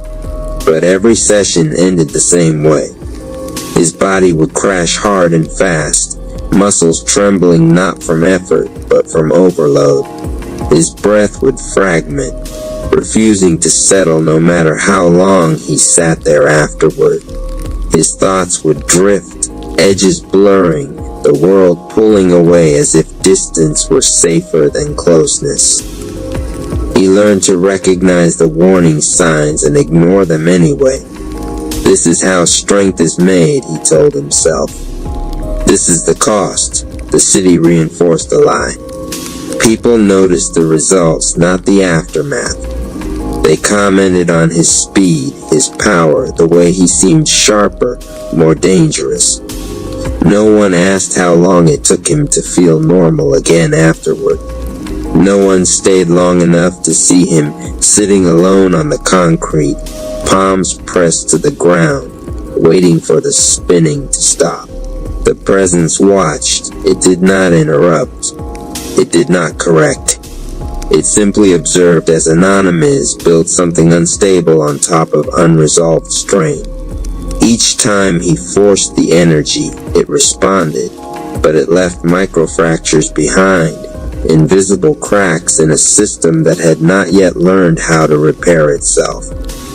One night, after pushing himself harder than usual, Anonymous staggered out of the warehouse into cool air that felt too sharp against his skin. The streetlights blurred as his vision tunneled. He leaned against a chain-link fence and slid down until he was sitting on the pavement, head bowed, breath shallow and unreliable. His hands glowed faintly, still buzzing with leftover charge. He stared at them with a mixture of pride and unease. This works, he thought. It has to. But even as the thought formed, a deeper knowing stirred beneath it, quiet and insistent. The energy had obeyed him, but it had not agreed with him. It felt borrowed, taken on credit, demanding repayment he didn't know how to make. For the first time he'd started training like this, frustration outweighed determination. "What do you want from me?" he muttered into the empty street. The presence did not answer with words. Instead, something subtle shifted, not outside him, but within. The constant internal pressure eased just enough for him to notice how tightly he had been holding himself together. His shoulders dropped a fraction. His jaw loosened. The glow around his hands dimmed, not because it was taken away, but because it was no longer being forced to stay. The silence that followed was different from the dissociation he had grown used to. This silence felt attentive, expectant. Anonymous sat there longer than planned, doing nothing, resisting the urge to stand up and push again. The city remained quiet, the presence remained steady. And for the first time, the thought surfaced clearly enough to scare him. What if I'm training in a way that will eventually break me? The question lingered as he finally stood and walked home, exhaustion heavy but honest. He did not have an answer yet, only the uncomfortable sense that the path he was on led somewhere familiar and not somewhere safe. Behind him, unseen and unjudging, the presence held its position, not to stop him, but ready, when he finally asked to learn something else. Chapter 5. The first collapse. The collapse did not come during the fight. That was what confused him later. In the moment, everything worked. The disturbance erupted in the lower industrial corridor just after dusk, the air splitting with that now familiar pressure that made metal hum and glass shiver. Anonymous arrived already braced, already burning with the intensity he had taught himself to summon on command. His breath was tight but fast, his muscles coiled, his mind narrowed to the hard edge where fear pretended to be focused. The energy answered immediately. It surged when he clenched his jaw. It flared when he drove forward. His strikes landed with brutal efficiency, each release louder than the last, the glow around his hands sharp and volatile. The ante recoiled, fractured, tried to adapt, and failed. Within moments, it shattered under the force of his final blow, collapsing into nothing that could hold shape. People cheered somewhere behind him. Anonymous stood at the center of the wreckage, chest heaving, vision bright with adrenaline. For a split second, it felt like triumph, like confirmation. Then the floor tilted. The sound dropped out first, as if someone had stuffed the world with cotton. His legs went soft, not weak but unresponsive, as though the signal to move had been delayed somewhere between intention and muscle. He tried to take a step and didn't make it. The second attempt sent him crashing to one knee, then both, palms slapping the concrete too late to catch his weight. The glow around his hands flared violently and then snapped off. The sudden absence hit harder than the surge ever had. His breath fractured into shallow, panicked pulls that scraped his throat raw without bringing in air. His heart pounded out of rhythm, each beat uneven, erratic, wrong. The edges of his vision darkened, tunneling inward until the world reduced itself to fragments of light and sound that refused to line up. Someone shouted his name. He couldn't answer. His thoughts scattered, slipping away from him like water through open fingers. The ground felt distant, unreal, as if he were hovering inches above it instead of pressed into its unforgiving surface. For a terrifying moment, he wasn't sure where his body ended and the city began. This time the presence did not stay far above. It moved closer, not urgently, not intrusively, but with a gravity that made itself known. Not to save him from the collapse, to witness it fully. Anonymous tried to force the energy back, to reignite what had failed him, but nothing responded. His hands felt cold and foreign. The current he had been riding was gone, leaving him stranded in the aftermath of his own demand. This was not exhaustion, this was rupture. Eventually the world returned in pieces. Sound filtered back, first muffled voices, the scrape of boots on concrete, the low murmur of concern already drifting towards something else. Someone helped him to his feet. Someone told him to sit. Someone said he'd done great. He nodded automatically. Inside, something cracked. Later, alone again, he sat on the floor of his apartment with his back against the wall, staring at nothing. His body still trembled, small involuntary shakes that came and went without warning. His chest felt hollow, as if something essential had been pulled out and not replaced. When he closed his eyes, the collapse replayed, not the fight, but the moment after, when his own strength had abandoned him without explanation. He pressed his palms together, searching for warmth. Nothing. The absence frightened him more than the surge ever had. I almost didn't come back, he whispered, voice barely audible in the quiet room. The presence did not answer with words. Instead, Anonymous felt a truth settle into him with unsettling clarity. What he had been calling power was not something he owned. It was something he was forcing, something that took from him even as it obeyed. And if he continued like this, there would come a day when it would not let him stand up again. For the first time since the chaos began, fear outweighed determination. Not fear of the city, not fear of enemies, fear of himself. Anonymous leaned his head back against the wall and let the shaking run its course instead of fighting it. Tears came unexpectedly, not dramatic, not loud, just a quiet release of pressure he had been carrying without realizing how heavy it was. In the stillness that followed, the presence felt closer than ever. Not disappointed, not angry, waiting, and for the first time, Anonymous did not try to push it away. Chapter 5, the first collapse. I saw the collapse long before his body did. From within the time chamber, where moments do not line up the way mortals believe they do, Anonymous' cherry had already fallen, again and again, each future branching from the same misunderstanding. Power summoned through force, energy demanded instead of received, victory followed by absence, breath breaking where presence should have held. I did not intervene. That restraint is often mistaken for indifference. It is not. It is fidelity to timing, to consent, to the truth that no system can be healed by being overridden, even by light.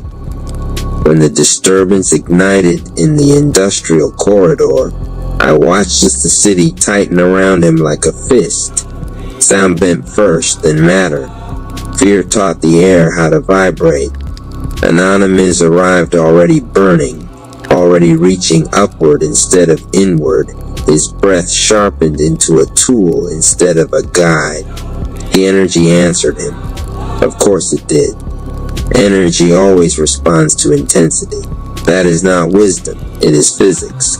When he clenched, it surged. When he struck, it amplified. I observed the glow harden around his hands, volatile and bright, borrowed from a current that does not belong to any single being. Each release cost him something subtle, microfractures along the pathways he did not yet know existed. From where I stood, the fight was already over. Not because he would lose, but because he would survive it in a way that moved him farther from himself. The entity shattered under his final blow, collapsing exactly as probability predicted. The city responded with noise and validation, mistaking effectiveness for alignment. Applause rippled outward, feeding a narrative that would have killed him if allowed to continue. And then, right on time, his system failed. Sound dropped away from him as if the world had lost interest in coherence. His legs forgot how to answer intention. His breath fractured into short, panicked fragments that no longer carried oxygen but desperation. The glow snapped off his hands not as punishment, but as consequence. Energy does not stay where it is not welcomed properly. From the time chamber, I felt the rupture ripple backward and forward at once. This was not exhaustion. This was structural. He tried to call the energy back. I felt the reaching, sharp and frightened, like a child grasping for a railing that had never been anchored. Nothing answered him. Not because he was unworthy, but because the channel he had been using was never meant to be held that way. I moved closer then, not to save him, to witness him feel it. Witnessing is not passive. It is the act of holding space without distortion. I let the truth reach him unsoftened, That what he had been calling power was not something he possessed, but something he had been forcing through himself at cost. That if he continued, there would be a day when collapse would not release him back to breath. When the world reassembled itself around him, voices, hands, concern already drifting toward distraction, I remained. I watched him nod a praise that did not touch the wound. I watched him carry the aftermath alone, because this lesson could not be outsourced. Later, in the quiet of his room, when his hands trembled without command and the warmth refused to return, I felt the question form inside him before he dared to give it words. What if this breaks me? Yes, I answered silently. It will, if you keep demanding instead of listening. He pressed his palms together and found nothing. Absence frightened him more than energy ever had. Good. Fear, when it finally turns inward, becomes discernment. When he whispered that he had almost not come back, I did not contradict him. That was true in more timelines than he could imagine. And when he finally stopped fighting the shaking, stopped commanding his body to be something it could not sustain, something shifted. Not dramatically, not brightly, but decisively. From the time chamber, I recorded the moment not as failure, but as threshold.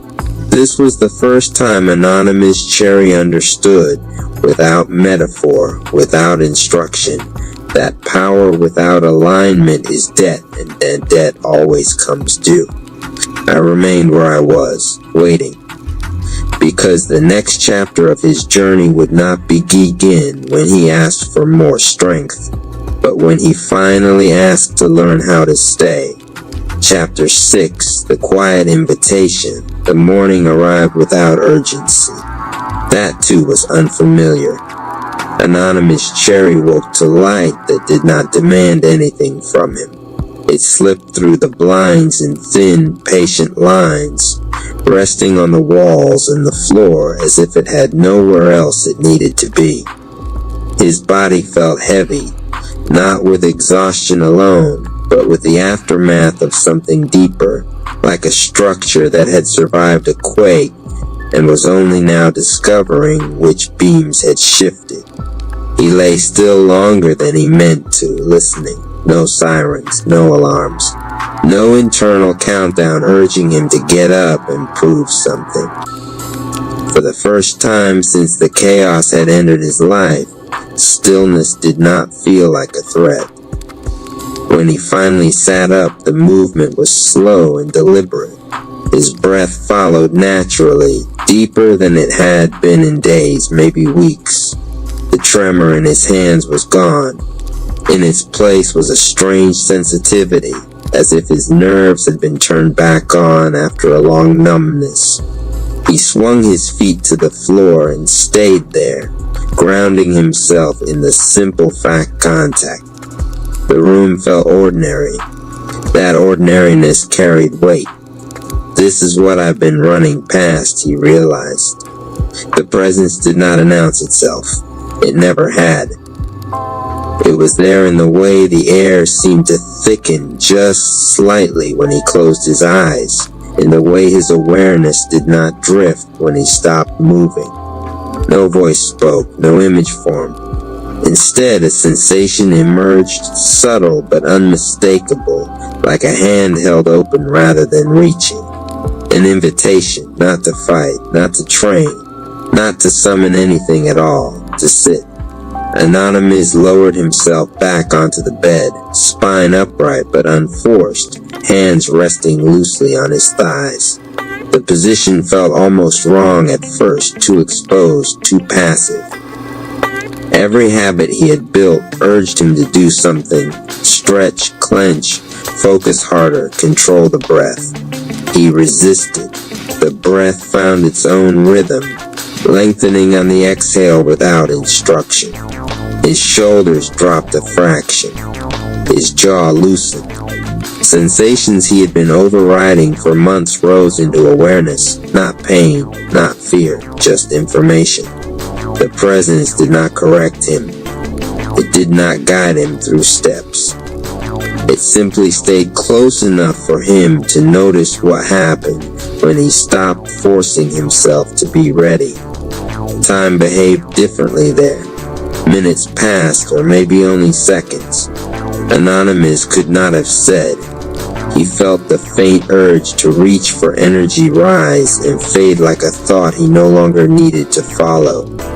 When warmth brushed his palms, he did not grab it. He let it pass through, curious but unattached. For the first time, the energy did not surge or disappear. It rested. The realization startled him more than the collapse had. "I don't know how to do this," he whispered, not in frustration, but in honesty. The presence answered, not with words, but with clarity that settled directly into his chest. "You are already doing it." Tears came again, softer this time, carrying relief instead of fear. He let them fall without judgment. His breath stayed steady. His body did not pull away. This was the difference.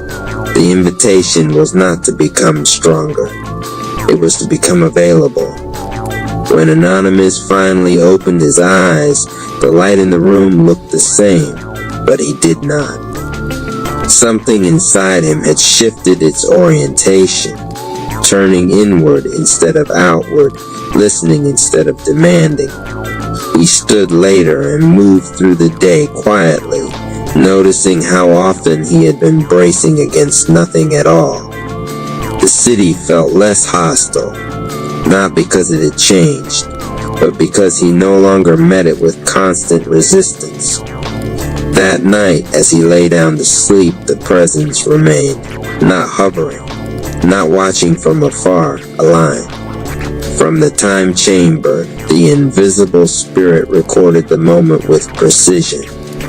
This was not the day Anonymous Cherry gained power. This was the day he accepted the invitation that made power possible. The journey had truly begun, not with noise, not with force, but with the courage to stay when nothing was pushing him to leave.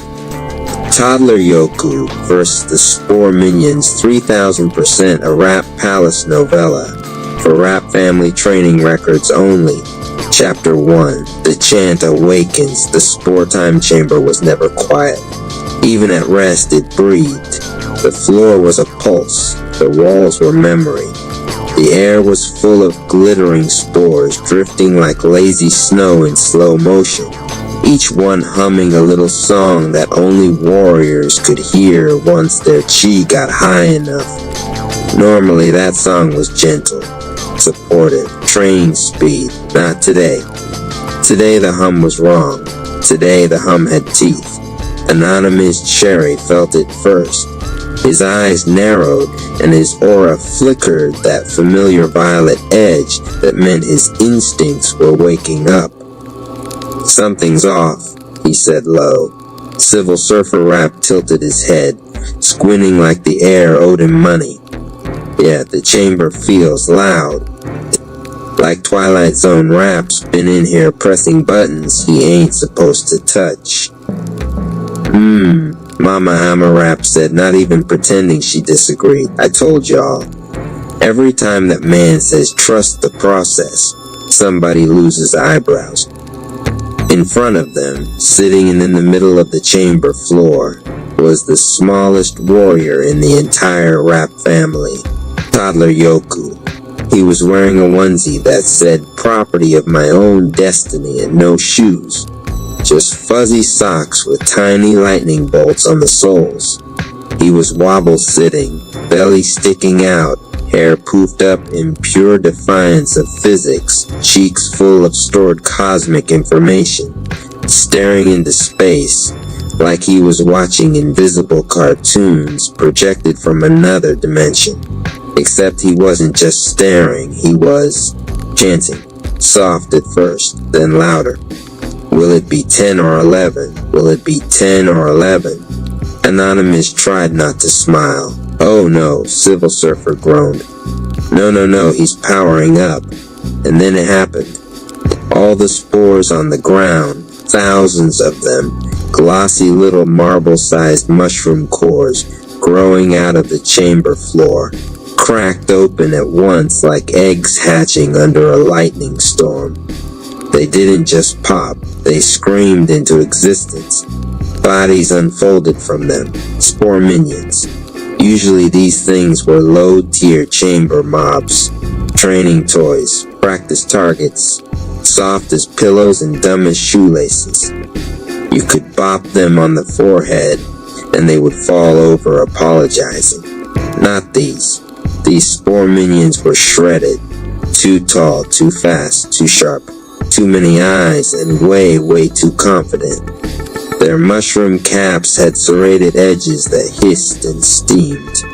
Their limbs stretched and recoiled like slingshots. Their aura pressure hit the chamber like a siren, making the lights bruise purple and green. A warning rippled across the chamber from nowhere in Twilight Zone Rap's voice, dripping smug. Spore combat trial, difficulty override. Multiplier set to 3000%. Have a beautiful last session, Rap Tribe. Mama Rap's eyes went cold. Oh, I'm whooping him later. Civil Surfer's jaw actually dropped. 3000%. He juiced the spores past their hard cap. They're not supposed to even exist like this. That's illegal, Chai. I'm calling HR. We are HR, Anonymous muttered. The spore minions all turned to face the Rap family at once, and the sound they made when they locked eyes was like metal being scrubbed against bone in a blender. The chamber shook. Toddler Yoku did not. He just blinked. Then he pointed one sticky finger at the entire monster army like he was counting ducklings at the park. And he asked calmly like it was manners, 10 or 11. The air cracked. Everybody, Civil Surfer, Mama Ama, even Anonymous, staggered back a half step. Not because of fear, because they felt that. Because the chamber felt that. Because the universe felt that. Under Toddler Yoku, the floor lit up with a circle of pulsing violet white chi, blinking to his little rhythm like a heartbeat. The chamber responded to him. The time chamber, this divine training construct that bent time, measured pain for growth, calculated survival odds down to decimals, heard a toddler ask a math question and said, "Yes, sir." Then Yoku sang again, loud or happy, like he was in his own cartoon. Will it be 10 or 11? 10 or 11, 10 or 11. The circle under him snapped open like a speaker. A wave of pressure rolled outward. Half the spore minions staggered. What was that? Civil Surfer coughed. What did he just do? He just dropped a That was a field wave. That was a tactical level field wave. His chant is outputting actual combat chi. Anonymous didn't answer. He couldn't. He was busy watching something deeper. Toddler Yoku wasn't just yelling numbers. He was harmonizing with something they couldn't see. Something the chamber usually only let high-tier warriors touch after weeks of trial. Invisible spirit presence. The soul current beneath all training. The source the chamber borrowed from when it tested you. It was flowing through a baby. Mama Amarap folded her arms. That boy's not just cute, he's calibrated. The spore minions lunged. They came in one living wave, fast enough to leave after images, fast enough to warp sound, fast enough to make the air shatter around their claws. Anonymous slid forward, aura blooming purple with the thin green edge of snake chi whispering around it. Civil Surfer snapped into stance, palms up, body low, grin sharp. Let's surf fungus. Mama Amma flicked her wrist and her healing aura braided into a barrier shimmer in front of Yoku, firm like a mother's "don't touch my child," and holy like altar light, and toddler Yoku. Toddler Yoku stood up. He shouldn't have been able to. His legs were still in that baby wobbly phase where balance is a theory. But he pushed up like gravity was optional, like his bones remembered something from before bones. His eyes went wide and bright and shining, not normal baby shiny chai shiny. He inhaled big, and then he screamed his vowels. Aye, E, ooh, ooh, E, ah, ooh, ooh. The sound wasn't sound anymore. The sound hit like an earthquake made of joy. The whole front line of spore minions, monsters juiced to 3,000% by Twilight Zone Rap on purpose to break the Rap family, froze mid-attack, glitching like lagging code, then blew backward like they'd been slapped by a god made of alphabet. They didn't die. No, they got humbled. They hit the walls and slid down in a pile of steaming mushroom limbs, twitching. Civil Surfer's mouth was open. He just foul blasted them. Anonymous let out one slow breath. No, that wasn't just a blast. He could feel it now with that deep warrior sense. That wasn't just power, that was alignment. Toddler Yoku had synced his chant to the chamber's pulse, then dragged the chamber's pulse into his family's rhythm.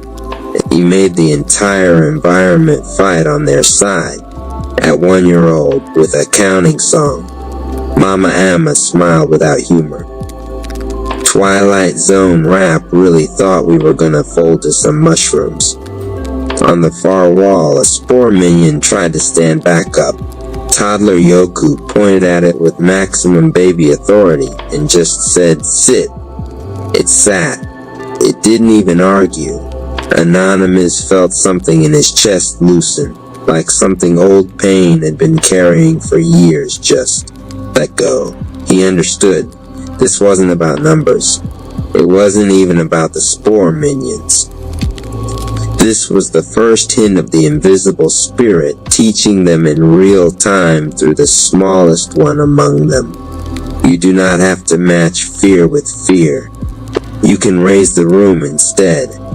And Twilight Zone Rap, wherever he was hiding, smirking in his crooked dimensions, had no idea what he'd just awakened. Because the fight wasn't over. The chamber flickered red. More spores began to crack. Round 2 was coming. And Toddler Yoku grinned. Oh, he liked this. He bounced in place and whispered to himself like a promise. 10 or 11. Chapter 2, The Battle of the Bounce. The chamber dimmed to battle lighting. Every spore core in the floor pulsed lava red, then erupted. The new wave of spore minions was worse. Heavier, smarter. Some had multiple arms. Some had rotating jaw rings that sparked with toxin. Some had wings made of razor-thin fungal blades spinning like saws. Twilight Zone Rap had stopped playing. Anonymous static buzzed through the intercoms, his voice riding it, smug and dark. Let's see you laugh through this, little family. Civil Surfer rolled his eyes. He always narrates, like bro, just lose with grace. Anonymous didn't answer, because he was busy doing math in his spirit. He could feel the spike. 3,000% wasn't just number fluff. These spores were now clocking at danger ranges that would push most grown warriors to emergency evasive mode. And Toddler Yoku was still just a toddler. So Anonymous did what big brothers in the Rap tribe do. He stepped in front. Stay behind me and Mama, he told Yoku. Yoku looked up at him and absolutely did not listen. He bounced forward instead, not ran. Bounced. This was the signature beginning of what the Rap Palace would later classify as wobble step whirlwind form. At the time, it just looked like a chubby baby doing chaos footwork. But here's the thing, there's genius in chaos. Every bounce threw off targeting. Every tiny stumble was a feint. He moved like gravity had been remixed. His center of balance shifted with cartoon logic, not normal logic. Spore minions kept lunging where his body should have been, and finding empty air because he wasn't obeying the rules they were built to hunt. And as he bounced, he chanted, louder now with that rhythm that was starting to shake the whole room. Will it be 10 or 11? 10 or 11, 10 or 11. Each 10 or 11 hit like a drum. Each hit of the drum sent a shock wave out, not an attack wave, not yet, but a timing ripple. Anonymous felt it. Civil Surfer felt it. Mama Ama felt it. The chant was giving them beat marks, sync points, openings. On 11, Civil Surfer whispered. We hit on 11. Copy, Anonymous said. Mama Ama adjusted her stance and smiled. Baby leading the choir. I love to see it. 3 spore minions dove at Yoku at once, claws bright with toxic steam. Mama Ama swept her hand and dropped a barrier arc in front of him. Not just a shield, but a mother wall. The first minion hit and sparked. The second rebounded and screamed. The third tried to phase through and caught a palm strike from Civil Surfer right across its mushroom face, surfing shy, rippling in controlled waves from wrist to elbow. Stay down, Civil Surfer said. That's Doctor's orders. 2 more minions tried to flank Anonymous, going low and high. Snake Chief feathered up along his back, giving him that extra prediction edge. He stepped under one slash, twisted, and dropped an elbow that pulsed purple and green at impact. The minion's entire upper body glitched like corrupted data and then collapsed into steam. But then the chamber shifted. The spore minions stopped rushing mindlessly. They started circling, smart. Twilight Zone rap had fed them adaptive routine. Anonymous muttered, of course he did. They were probing for Yoku now. They understood in whatever battle language mushroom monsters thinking that the chant was the threat. They were right.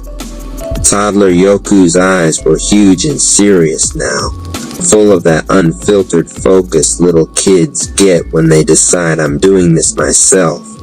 He planted his feet. He sucked in air, cheeks ballooning. And then he unleashed the vowel sequence again. But this time it wasn't just sound. This time it was control. Way. The pitch went needle high, pure, and it didn't just ring the air. It stopped the air. All motion in a forward cone froze. Spore minions mid-leap got caught like flies in jelly, twitching in slow time. Anonymous blinked. Time slow. He just time slowed them with a scream. E. The second vowel cracked like a mirror. The frozen minions shattered out of their own stance and tumbled backward, limbs flailing in panic. The chamber floor under them rippled like water. Ooh, the third note rolled low, almost sweet. The wave that came with it was thick, warm, and impossible to fight. Every spore minion it hit dropped to its knees, shaking hands to mushroom caps like their heads were overloading. They weren't just stunned. They were humbled. They were being forced to experience emotional surrender. Civil Surfer's jaw was hanging open. He hit him with nap time frequency. Ooh. The fourth vowel wasn't even a word anymore. It was a hum, deep, steady, full of comfort. The minions touched by it fell all the way down, face first, surrendered. Their auras flickered from blood-red hostile to soft dim orange, like embers in ash. Mama Ama stared, stunned, hand over her own chest. Oh, that's healing.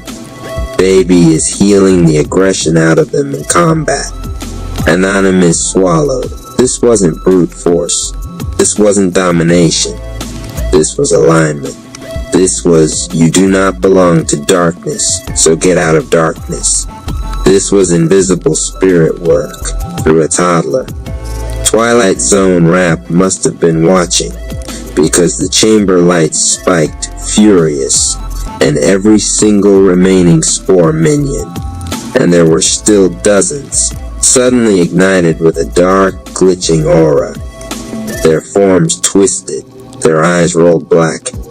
Their chi signatures went from dangerous to catastrophic. They were being forced past even the 3000% override, pushed into break state. This wasn't training anymore. This was break you mode. The chamber itself groaned. Anonymous felt rage punch through him. He's overriding the chamber's safety caps. He's trying to crush us here and call it lesson. Mama's voice went flat. He's not touching my family. Civil Surfer cracked his neck. Then we ended. Toddler Yoku stood in the center of the storm, tiny, breathing hard, but not scared. Not crying, not overwhelmed, centered. He looked, and for a second, everyone in the room could feel it, like an anchor point. Like the chamber itself had chosen him as origin. He raised his hands, palms open. Not fists, open, and he chanted softer now like a lullaby, 10 or 11. 10 or 11, 10 or 11. The chamber answered. Light woke up under their feet. Not normal light, not aura light, not ki light, not chi sparks. This light felt older, tsuwa, softer.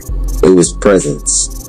It rose up from the floor, coiling around each member of the Rap family in different colors. Violet around Anonymous, rolling like snake chi, but steadier. Silver blue around Civil Surfer, liquid and smooth like tidewater under moonlight. Warm golden rose around Mama Ama, cradling and fierce, and around Toddler Yoku. Around Toddler Yoku, the light wasn't a color. It was a sound. It was the hum of you are safe. The spore minions roared and lunged all at once, wild and desperate, and the Rap family moved together. Anonymous snapped forward first, aura exploding into a spiraling strike that looked like a serpent made of lightning and incense. Civil Surfer flowed around him, catching two minions mid-charge and redirecting them into each other like he was bodyboarding on their momentum. Mama Ama stepped through him with one open palm sent a pulse of golden force that didn't break bones, it broke hate. Minions hit by it dropped and shook like addicts sweating poison. And Toddler Yoku bounced. He bounced, spun, and slapped both his hands together over his head like he was smashing two imaginary blocks and yelled at top toddler volume. Ah! The shockwave that erupted out of that clap was the last straw. It wasn't violent. It wasn't bloody. It wasn't mean. It was absolute. Every remaining spore minion hit by it shut down. Not dead, not erased, released. Their bodies unraveled back into spores, and the spores drifted gently to the floor, dim and harmless, like spent candles. Then silence. Thick holy breathing. The chamber lights slowly cooled back from violent red to warm neutral. The air smelled like fresh rain after anger leaves a house. Civil Surfer dragged a hand down his face. So, do we clap for him or do we start paying him? Mama Ama scooped Yoku up and kissed his forehead, which by this point was glowing like a tiny sun. We hydrate him and we get this baby a snack. Anonymous wasn't laughing. He was looking around. He could feel it now. Deep. Something had changed. Not just in the chamber, in them. Toddler Yoku had pulled them into sync, not with fear, not with hype, not with rage, but with trust. They had just fought together, in full alignment with the invisible spirit. That wasn't training anymore. That was calling. And that meant Twilight Zone rap had a problem. Because you can overpower a fighter. You cannot overpower a calling. Chapter 3, Alignment of the invisible spirit outside the walls of the spore-time chamber. Twilight bent sideways. Reality didn't sit still in Twilight Zone rap's reach. It swayed, like a hallway in a dream, like a car drifting at night between lanes that don't exist yet. Streetlights bent into spirals. Shadows had conversations with each other. Color leaked out of things and then bled back in too bright. Twilight Zone rap stood in that knot place, one hand hovering over a control panel made of broken mirrors and stolen possibilities. His smile wasn't kind, he had been sure. Absolutely sure. 3,000% overclock on the spore minions. Safety caps removed, aggression multipliers unchained. Chamber stress test pushed into lethal territory, disguised as lesson. Classic Twilight Zone play. Break the family in training so you don't have to face them in open war. He watched the feed. He watched them not break. He watched a toddler rewrite the flow of his entire design with a counting song and a vowel scream. And for the first time in a long, long while, Twilight Zone rap felt something he did not like. He felt doubt. Inside the chamber, toddler Yoku was chewing on his own sleeve, half dozing against Mama Ama's collarbone. His aura had dropped to a sleepy flicker, like candlelight after a birthday wish. Anonymous crouched next to them, still alert. Civil Surfer was pacing, popping joints like a cat cooling down after a sprint. Report, Civil Surfer said, pretending to be official. Damage? Trauma? Missing eyebrows? Boy, hush, Mama Ama said warmly. I'm serious, Civil Surfer continued. That wasn't normal chamber behavior. If he's overriding caps, he's gonna try it again, and next time. There won't be a next time like that, Anonymous said. Something in his voice made both of them look. He wasn't angry, even though he had every right to be. He wasn't hyped, which was even stranger. He was centered, clear. Violet light curled around his fingers like respectful smoke. This wasn't Twilight tried to break us, Anonymous said slowly. That's what he thinks it was, but that's not what happened. Go on, Mama Ama said low. Anonymous nodded. This was a reveal, Civil Surfer frowned. Of what? Of how we're supposed to fight from now on. They waited. Anonymous touched the chamber floor with his fingertips. The time chamber pulsed back, not as a machine, not as a weapon, as something alive, something wounded but healing. When we go against him, or against the evil rap family, or against whatever else he's feeding in the shadows, Anonymous said, we can't play by his physics. We can't just punch harder than he bends reality. That's his game. He wants rage as fuel he can remix. He wants fear. Fear is liquid to him. We give him those, he'll turn them into nightmare puppets and throw them back at us. Civil Surfer nodded slowly. So we don't feed him fuel. Exactly. Anonymous looked at toddler Yoku, this tiny drooling spiritually nuclear being, and smiled soft. We do this, he said. This, Mama Ama repeated, rocking Yoku gently. Alignment, Anonymous said. We stay tapped into the invisible spirit like Yoku just showed us. We stay in agreement with the source that's bigger than Twilight's reach. The The source he can't imitate and can't steal. Because it's not power, it's presence. He let that hang there. Civil Surfer rubbed the bridge of his nose. Okay, but let's be practical. How do I stay aligned mid-fight when somebody's swinging 12 poison claws and a chainsaw wing at my head? Mama Amma smiled. Baby just showed you that too. Civil Surfer blinked. He did, she said. You didn't see it because you were being cute and flipping mushroom people like pancakes, but I saw it from Mama angle. She pointed her chin toward the middle of the chamber floor. Watch. The chamber was still glowing faintly where Yoku had first sat. The light circle he'd opened hadn't faded. It was settling in, rooting, like a seed, like a well. And under it, if you really listen, if you let your breathing slow and stop trying to flex, you could hear it. Will it be 10 or 11? 10 or 11, 10 or 11. Not the words. The intention under the words. The question, the surrender, the trust. Civil Surfer's eyes widened.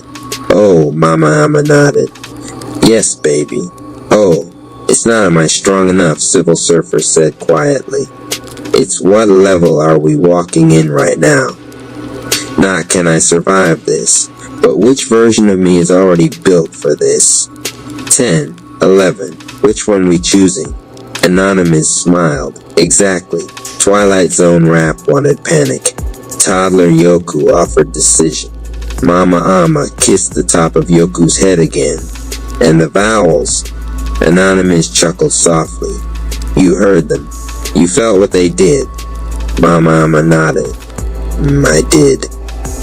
Civil Surfer held up fingers, counting off like this was a team meeting and not a holy download. At times slow. E, break their stance. Ooh, humble the rage. Comfort and heal. Ah, final wave absolute reset. He whistled. So the baby has a full combat kit plus emotional purification protocol built into his mouth sounds. Anonymous grinned. Looks like it. Civil Surfer pointed both hands dramatically at Yoku. This is cheating. Toddler Yoku, eyes half open now, mumbled sleepily into Mama Amma's collarbone. Will it be 10 or 11? And the entire chamber pulsed again gentle. The light around them warmed. The floor hummed. Even the places that had cracked under 3,000% stress began knitting themselves back together, healed not by force, but by agreement. Civil Surfer exhaled. Okay, yeah, I get it. Anonymous stood. His face hardened just a little. Then we move different from now on. Meaning, Civil Surfer asked. Meaning, Anonymous said, Twilight Zone rap doesn't get to train us anymore. The air in the chamber changed when he said that. Like a boundary got drawn. Like a contract got burned. Mama Amma's eyes flashed. Say it again so the walls hear you. He doesn't get to train us, Anonymous repeated. He doesn't get to trick us into breaking ourselves for him. He doesn't get to define our limits and then laugh when we bleed in the name of growth. That season is done. He looked up, past the ceiling, past the chamber, like he was looking straight into whatever corner of twisted reality Twilight Zone rap was hiding in. We'll get strong, Anonymous said, voice steady. We'll get scary strong. We'll get city shaking strong. But we're doing it our way, with alignment, with presence, with that invisible spirit you can't touch. For a long moment, nothing happened. Then, faintly, reality on the edge of the chamber walls hissed, like Twilight Zone rap had just clenched his jaw. Civil Surfer grinned slow. Oh, he mad. He can file a complaint, Mama Amma said. Anonymous looked back down at toddler Yoku. Yoku was finally asleep, full knockout, mouth slightly open. one hand still holding the air like he'd been conducting a choir of angels and just took a break. The smallest one in the tribe, the one nobody would have picked as point man in a 3,000% overclocked death scenario. The one who just changed the way they would fight forever. Anonymous whispered, almost like a prayer, almost like a promise. Good work, little chief. The chamber lights dimmed to rest mode. Time, real time, not chamber time, began to settle back to normal. Civil Surfer stretched with a groan. Okay, mission debrief complete. Now can we get snacks? Cause I just surfed a rage fungus through a wall at Mach 3 and my blood sugar is in the negatives. Mama Amma laughed softly. Snacks for everybody. Anonymous nodded. Yeah, let's go refuel. They turned to leave. Then Yoku stirred one last time, barely awake, eyes still closed, voice small and important like a secret. So, which one was it? Anonymous blinked. Which one was what, baby? Toddler Yoku's lips curled in a sleepy grin. Was it 10 or 11? The chamber lights flickered once, then twice. Then, and this part was witnessed, recorded, and argued about for weeks, the chamber itself answered by pulsing exactly 11 times in a row. Civil Surfer screamed laughing. Nah, the room just answered him.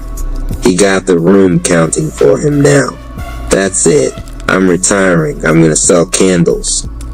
Mama Amma was laughing too, shoulders shaking so hard Yoku bounced against her. You ain't retiring nothing, boy. You in this. Anonymous just stood there for a second, smiling, shaking his head like he couldn't believe how wild his own life had gotten. Then his face went calm again, because he knew what 11 meant. 11 meant beyond limit. 11 meant past the cap the enemy set. 11 meant, I don't care what you defined as maximum, I'll go one more in alignment with the source, and you can't follow me there. 11 meant, the rap family wasn't breakable the way Twilight Zone rap thought. Not anymore. Not ever again. Chapter 1. They pushed me. The rap palace didn't open like a door. It parted like lips about to spit a truth. Marble ribs arched into a throat of vaulted gold, and sound lived there, breathing, waiting, half asleep like a lion that knew the sun would come to it. Floor tiles shimmered as if pressed from old vinyl. Each one held a trapped groove. Torches along the colonnade burned without fire, their flames made of waveforms rising and falling in soft blue decibels. Every pillar had a pulse, every shadow had a tempo. In here emotions didn't hide inside chests, they walked. Anonymous Cherry stood on the threshold, palms open, a thin scar of midnight under his eyes from nights spent wrestling with a city that wrote his name into rumor. Whispers had followed him to the palace like stray dogs. Some called him shameless, some called him cold. More than a few said he didn't care at all anymore. He stepped forward. The first tile clicked under his heel snare. The second tile kicked, the third hi-hat. The palace caught his pace and folded it into a beat that belonged to him. From the high balcony, Watchman Rapp leaned on a halberd made of metronomes and surveyed the newcomer. State your verse, the guard intoned, voice like a slow cymbal swell. I'm here to make room for my truth, Anonymous said, not loud, but the walls carried it like a secret that wanted out. Then the palace will test you, Watchman Rapp replied. We only keep what can keep time. The great hall opened, a cathedral-sized cipher. In its center, a stage rose from the floor like a record lifting from a sleeve. Around it, benches curved in crescents, and those benches were already filled. They came as names with legs. Anger Rap in a jacket stitched with red waveforms. Joy bright as a choir. Fear Rap thin, eyes like keyholes. Love Rap barefoot, ankles jangling with silver bells of harmony. Guilt Rap dragging a chain of minor chords. Forgiveness Rap carrying bolt cutters made of light. An onyx circle beside the stage rippled as if it were water. From it, Whisper Rap climbed up, a swarm of translucent mouths with no faces, talking over one another in gorgeous, poisonous, multi-track harmony. Did you hear? He doesn't care, he went numb. Digi af, digi af. The word echoed again, then multiplied until the rafters shook with it, turning judgment into chant. Division Rap cracked his knuckles and smirked. Jim Rap licked a dry lip. Anonymous's jaw tightened. I'm not numb, he said. Whisper Rap rolled its 1,000 unseen eyes. They pushed you, boy, it thrummed. Now you wear frost like a medal. Before Anonymous could answer, the stage thumped once, a heartbeat the size of a moon. The torches dropped into a lower register. The room's oxygen grew heavy and tasted like brass. On the second thump, fissures spidered across the vinyl floor, and a figure rose out of them slow as a confession. He was tall and rope-muscled, hair a halo of clipped faders. His coat looked welded from crowd control barriers. Across his knuckles, pushed on the right hand, me on the left. He carried a mic stand bent into a shepherd's crook. The moment he inhaled, the entire palace inhaled with him. Who calls me? He asked, and his voice was the scuff of boots on concrete and the low motor of a heart that refuses to stall. Watchman Rap struck his halberd twice. They pushed me Rap. The hall requires your measure. The figure, they pushed me Rap, tilted his head toward Anonymous, searching him like a sample looking for the bar it came from. Then he snapped the mic free. House, he growled, drop me the floor. The floor obliged a spare beat, iron and gravel. And they began, I ain't cold, I'm cauterized. I ain't closed, I prioritized. I ain't stone, I stabilized. You push a man long enough, he stops apologizing. Every syllable landed like a mallet on a church bell. Whisper Rap tried to hum back, but their vapor mouths filled with dust. Joy Rap swayed, half smiling. Anger Rap grinned, showing teeth like broken bottle glass. They pushed me Rap circled Anonymous as he continued. First shove, they take your name and stretch it into slander. Second shove, they set your open hands on fire. Third shove, they call your armor ego when it's only bandage wire. But hear me, I'm not indifference. I'm distance. I'm not absence, I'm fence. I'm the line you build to keep your soul from hoping where it's gone and gone again. He stopped before Anonymous, a breath apart. Truth. Anonymous's throat worked. He wanted to say no, wanted to insist he was above it untouched. But his shoulders hurt with the honest weight of long pushing. Truth, he said, quieter than a brush on a snare. The hall reacted, some raps nodded. Others recoiled. Division Rap rolled his eyes. Empathy Rap, small, almost unnoticed in a gray hoodie, exhaled like the first relief after a cramp. From the benches, Stoicism Rap touched his temple and sent a steadying click down the room, a metronome to calm the restless. Proceed, he murmured. They pushed me Rap leaned into the crowd. You hear it, he barked. You think DGAF means dead heart. But this man's got a flame he keeps in a fist because every time he opened his palm, wind stole it. A hush fell. Even Anger Rap stopped popping his jaw. Anonymous stepped onto the stage. It moved under him, adjusting to his weight, finding his music. He could feel the groove that belonged only to him. The the one the world had tried to drown out in the noise of its opinions. He looked at the swarm of whisper rap and spoke into the mic voice steady. I didn't stop caring, he said. I stopped letting the careless decide what my care should cost. Palace paused. The line went out like a net. Whisper rap faltered, then hissed. Pretty words. He'll set them to melody and sell them. Freeze, warm, freeze. He's nothing but a thermostat of pride. An ache tugged in Anonymous's ribs, old, familiar. He almost turned to anger rap. It would be easy to let anger spit for him, burn the benches smooth. But in the corner he caught love rap watching, not smiling, not pleading, just present, bells at the ankle quiet as patience. They pushed me rap, lifted a palm the size of a verdict. Let him work, he said, and even Division rap obeyed. Anonymous closed his eyes. Inside, the city's clamor became a single long hallway lined with closed doors. Behind each door, a version of him tried to explain himself to people who didn't intend to listen. He didn't go to those doors. He walked to the end of the hall, kicked open the exit, and stepped into a night made of bass. He opened his eyes and rapped soft but clean. I trimmed my circle to a prayer.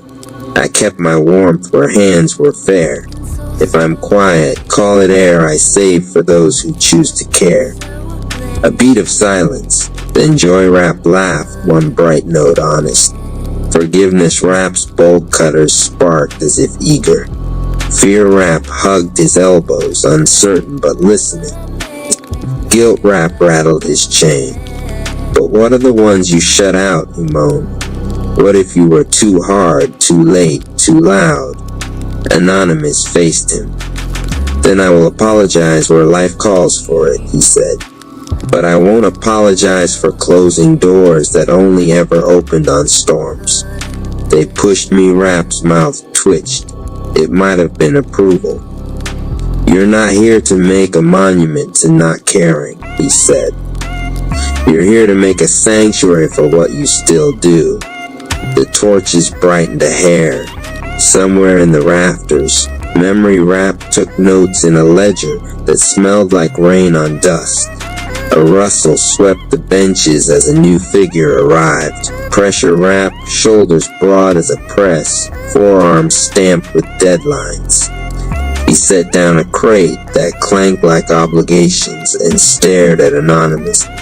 You call me by living, he said. I stack, I stack, I stack, and when they push you, I push you too. Anonymous walked to the edge of the stage.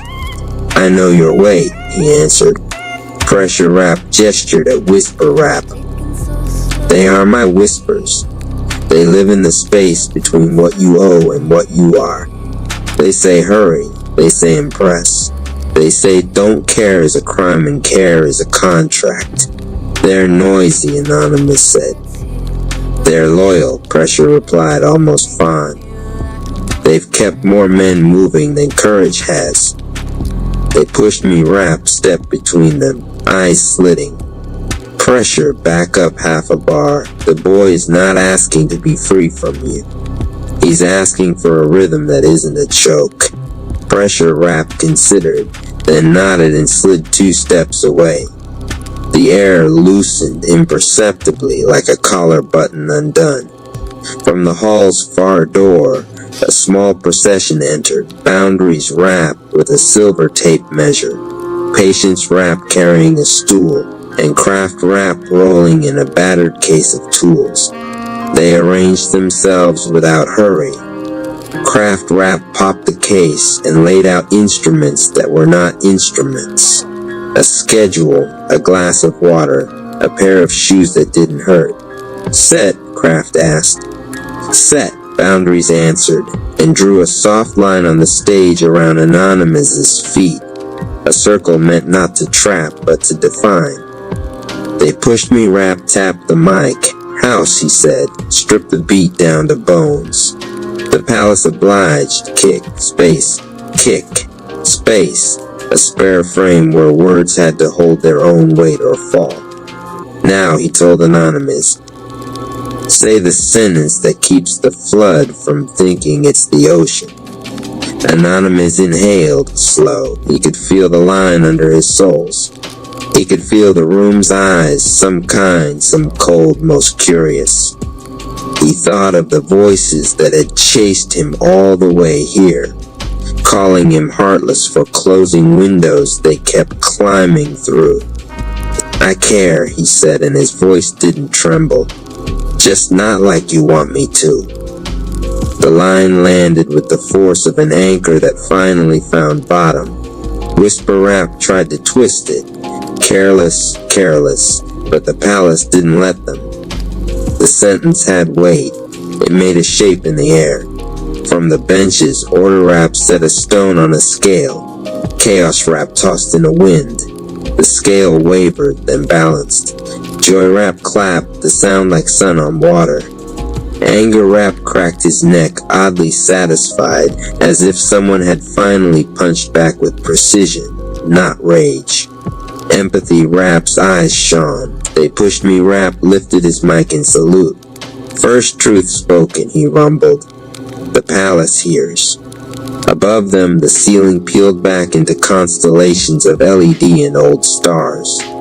A breeze moved through the hall, smelling like fresh notebooks and sweat after work well done. Love Rap took 2 quiet steps closer, not to claim anything, not to fix, simply to be within the circle's edge, bells whispering approval. Pressure Rap cocked his head.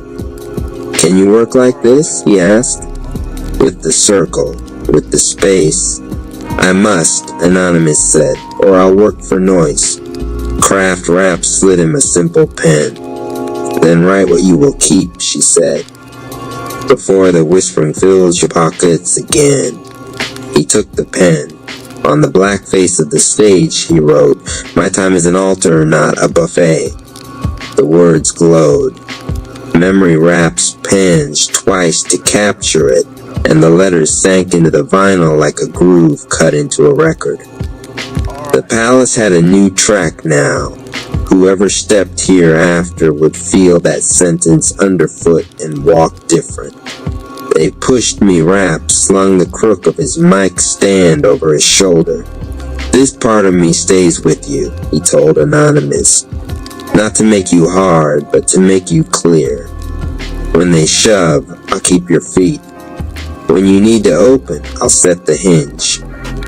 Will you leave when I don't need you? Anonymous asked.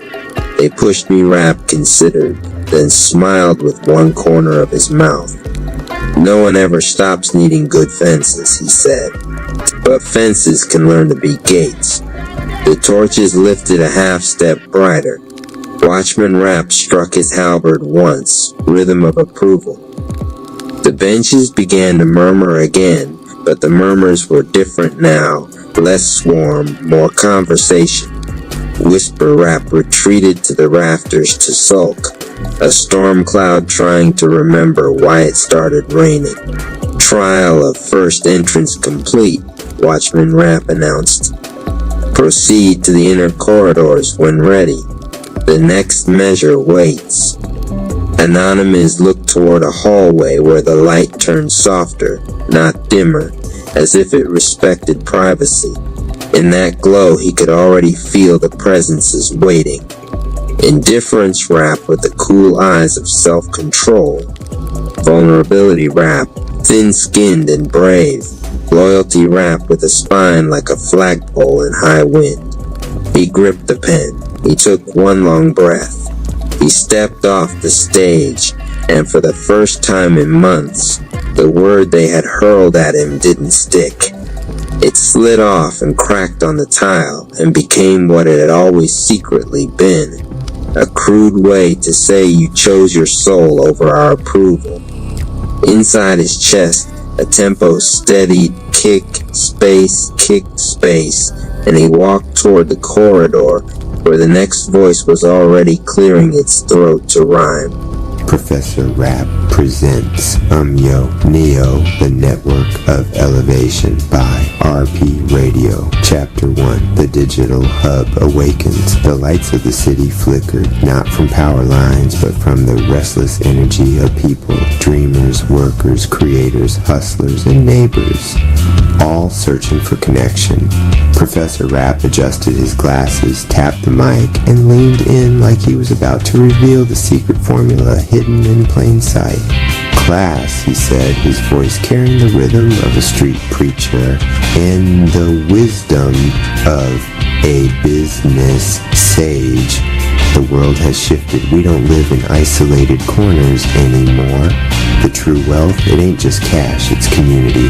And let me introduce you to the hub where community meets business and business meets opportunity. Welcome to Yo Network. The projector behind him flickered to life. Images rolled across the screen. Families at kitchen tables, students huddled over laptops, small business owners unlocking storefronts.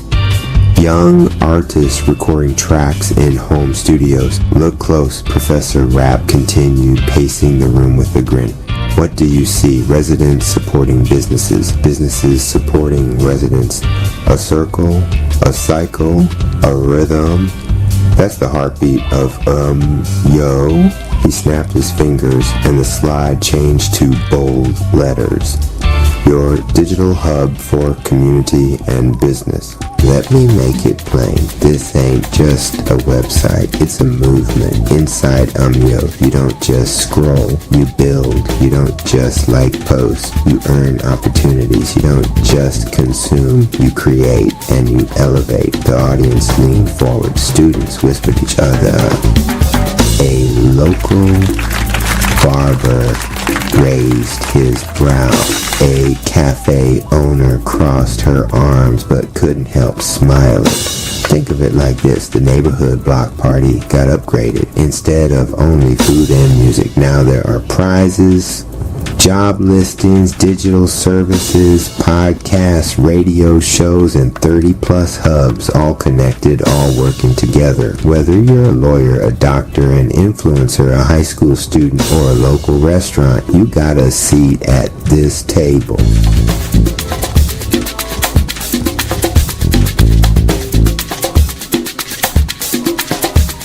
Every movement starts with a step, and your step, it's simple. Sign up, because Yo ain't asking you to just join.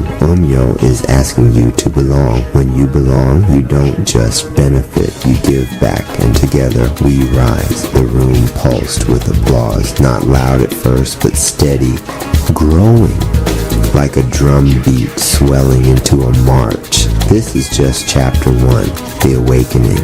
But stick with me because I'm about to show you chapter by chapter how this network transforms lives. And by the time we reach the final page, you won't just understand Yo, you'll be inside it, living it, elevating with it. Class dismissed. But your journey with Yo has only begun. Chapter 2.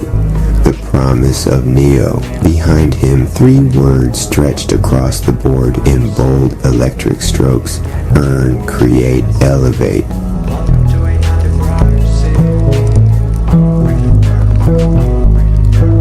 Class, let me break it down for you. Too many platforms out there want you to give your time, your data, your dollars without ever giving back. But Yo, it's different. Here, earning ain't a bonus. It's baked into the system. Every week, $5,500 in prizes. Every month, a $20,000 video contest.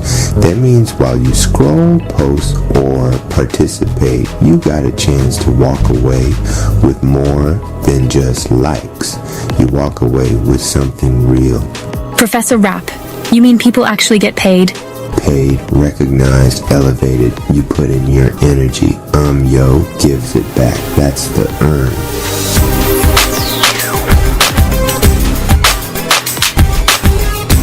Now, this one right here, this is where your soul breathes. Yo gives you the stage, podcast, radio slots, TV distribution on Roku, Amazon Fire, Apple TV, 30 plus hubs waiting for your talent. Lawyers, doctors, musicians, students, creators. Don't just watch content.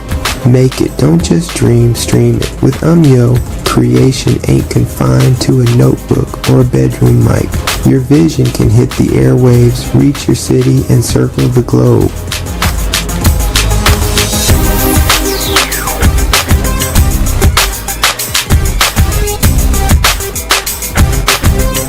That's create.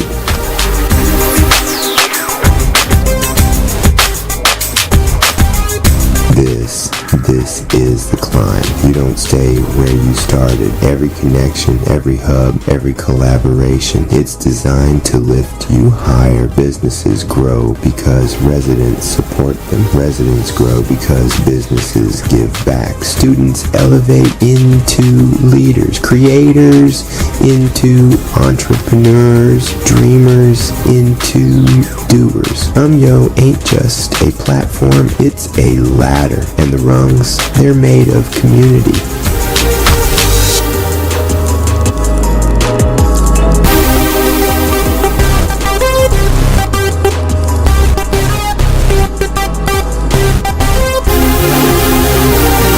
Neo means new, a new way to build, a new way to rise, a new way to live in rhythm with others. Earn, create, elevate. That's not just a motto, that's your mission when you step into Umyo. And when you sign up, you ain't just signing into a website, you're stepping into your next level. The promise of Neo is the promise of you becoming more than you ever thought you could be. The audience erupted this time, no hesitation. Cheering, clapping, nodding heads, that's the sound of elevation. RP Radio. Love the content, drop a comment, share this with others, and subscribe for more content. Cash App Rap Palace 214, Chapter 3, The Power of Hubs. The projector screen flickered off. This time, Professor Rap didn't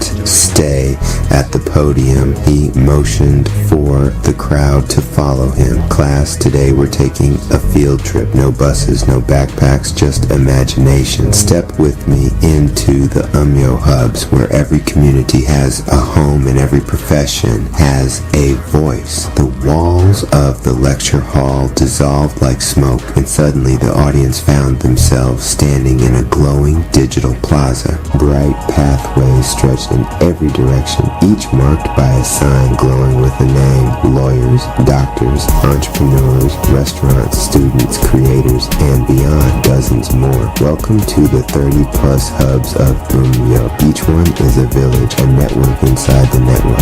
Alone they shine, together they blaze. Here, the Lawyers Hub, attorneys, paralegals, and legal minds connecting with those who need counsel. You don't just search for answers, you find advocates ready to support you. The scene shifted to clean, white halls filled with the smell of herbs and the hum of machines. Doctors greeted patients with warm smiles. The Doctors and Health Hub, wellness, fitness, nutrition, mental health, every strand of healing woven into one space. Residents gain guidance, professionals gain visibility, lives improve. He snapped his fingers and the tour spilled into a bustling street market. Food sizzled, music played, waiters carried plates piled high with tacos, feo, and BBQ. Hungry, the restaurant's hub feeds both stomachs and businesses. Chefs connect with customers, and customers turn into community regulars that support, season, and serve hot.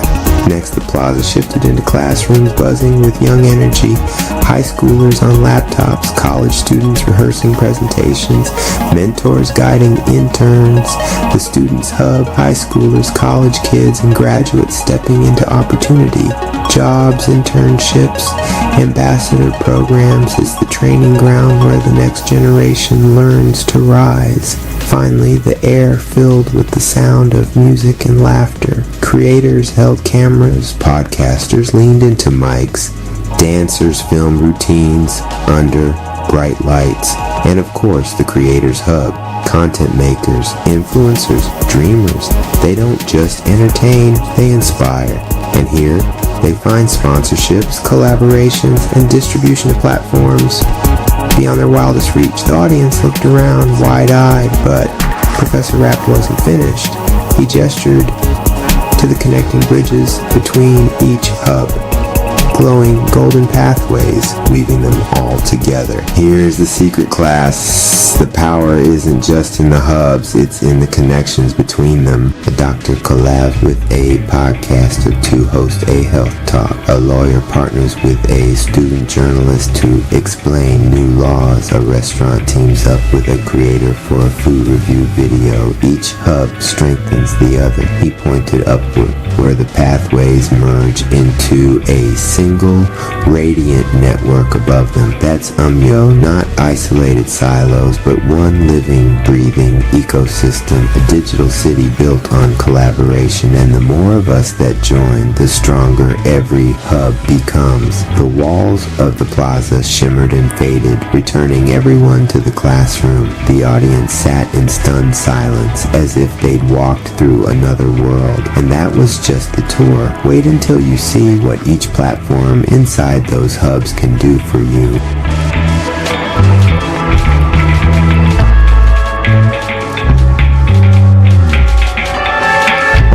Radio. Love the content. Drop a comment, share this with others, and subscribe for more content. Cash App, Rap Palace, Team Chapter 4. Platforms in your pocket. Professor Rapp leaned against the desk, tapping his phone like it was a treasure chest only he knew how to unlock. All right, class, he said, voice smooth as velvet. You've walked through the hubs. You've seen the neighborhoods, the restaurants, the creators, the students. But what good is a hub without tools? What good is a vision without a stage? That's why I'm in Shrine. AR ain't just giving you space. It's loading your pocket with platforms, 20 plus to be exact. And every single one is designed to make you shine. He held his phone up high. The screen glowed, and suddenly holographic icons filled the air above the classroom. First up, he said, pointing to a glowing mic icon. Podcast. You got a voice? Here's your megaphone. Weekly shows, talk radio, niche conversations, all broadcast and distributed across Roku, Amazon Fire, Apple TV, and 300 plus radio stations. That means your voice isn't stuck in your living room, it's coast to coast. The Lyran Ascension Saga by Council of Gregs, RP Radio Pradio. Site Volume 9, The Forge Beyond Stars Chapter 1. The summons the night sky over Rap Palace churned with static, a copper-tinged rain tapping the meditation grove like drumsticks on glass. Gregory Anonymous Cherry stood at its edge, palms open, breath steady but deep. The divine Chakratati rivers should have sounded like bells, but tonight their song rumbled with a low leonine hymn, as if whole constellations had begun to growl in harmony. His name came carried on that growl, not whispered, not shouted, ruled. Gregory. He opened his eyes. The air above him split into a vertical pulse, a seam beating like a giant's heart. It widened into a doorway, carved not by light, but by silence made visible. Through it stepped three beings whose manes shone like burning libraries, and whose eyes had seen galaxies born and buried, the Lyrans. You took your time, Gregory said with half a grin, though the beat of his chest betrayed the tremor of awe. The tallest Lyran inclined his head. No, you took yours, and you have earned this. His voice was gravity incarnate, neither heavy nor crushing, but inescapable. Another extended a paw-like hand. I am Mari of the Forge. We teach will until it sings. Will you be sung? Greg's grounding cloth uniform stirred, the carbon threads vibrating like harp strings tuned by memory. He thought of the 9 near deaths, the glass and steel of the wreck, the flashbacks that had turned from ambushes to archives. He thought of the rap tribe who had watched him bleed, stumble, and survive, and then asked gently but firmly if he would now choose to live. "I'm ready," he said. The seam yawned wider, revealing not void but a cathedral of night. Stars aligned into staves of sheet music. Constellations hummed like instruments waiting for cue. Gregory stepped forward. Cold bit his lungs. Beneath his feet was no floor, but a lattice of light strung across the turning of galaxies below. The Lyrans moved with the grace of predators, yet their gazes cataloged him like archivists shelving truths. "Lesson 1, Mari said. Stan, do not brace. Bracing is lying." The world's weight tripled. Gregory's knees buckled, then locked. Fire seared his thighs. Snake chi rose by reflex, purple-edged green-blue, but he forced his breath to steady. He remembered the slow law of mastery. Do not wrestle the weight, ride it. In 4, out 8, his lungs became a pendulum swinging galaxies. Another Lyran Sura prowled around him. "Name your weakness." "Control," Gregory said, "and the stories I tell about it. Then we will melt the stories until they return as metal." The cathedral dimmed. Mirrors bloomed around him, not glass but memory. The first near death, hospital machines beeping like a broken metronome. The second, headlights spinning in rain. The third, silence pretending he was alone. Each memory stepped out, took his shape, and bowed like challengers. "Serve tea to your shadows," Mari intoned. They attacked, not with fists but with scripts. "You are fragile. You are late. You are borrowed courage." Gregory didn't fight, he rapped. He answered in verses, not denial but description, bars sharp enough to stitch their mouths closed. One by one, the mirrors sank back into darkness. One mirror refused. A younger Gregory glared, snake chi fresh in his veins. "We don't need anyone," Greg chuckled, tired but kind.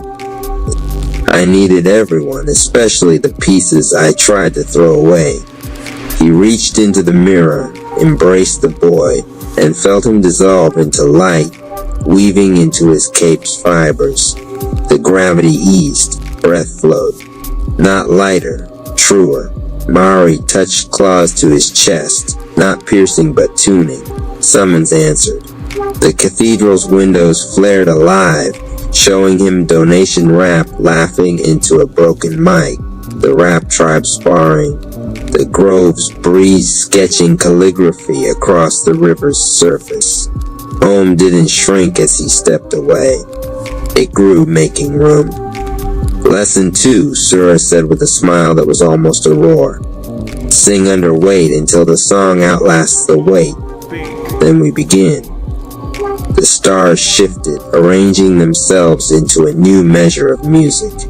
Gregory inhaled, already hearing the verse waiting for him. "Grand entrance to the stage of your day.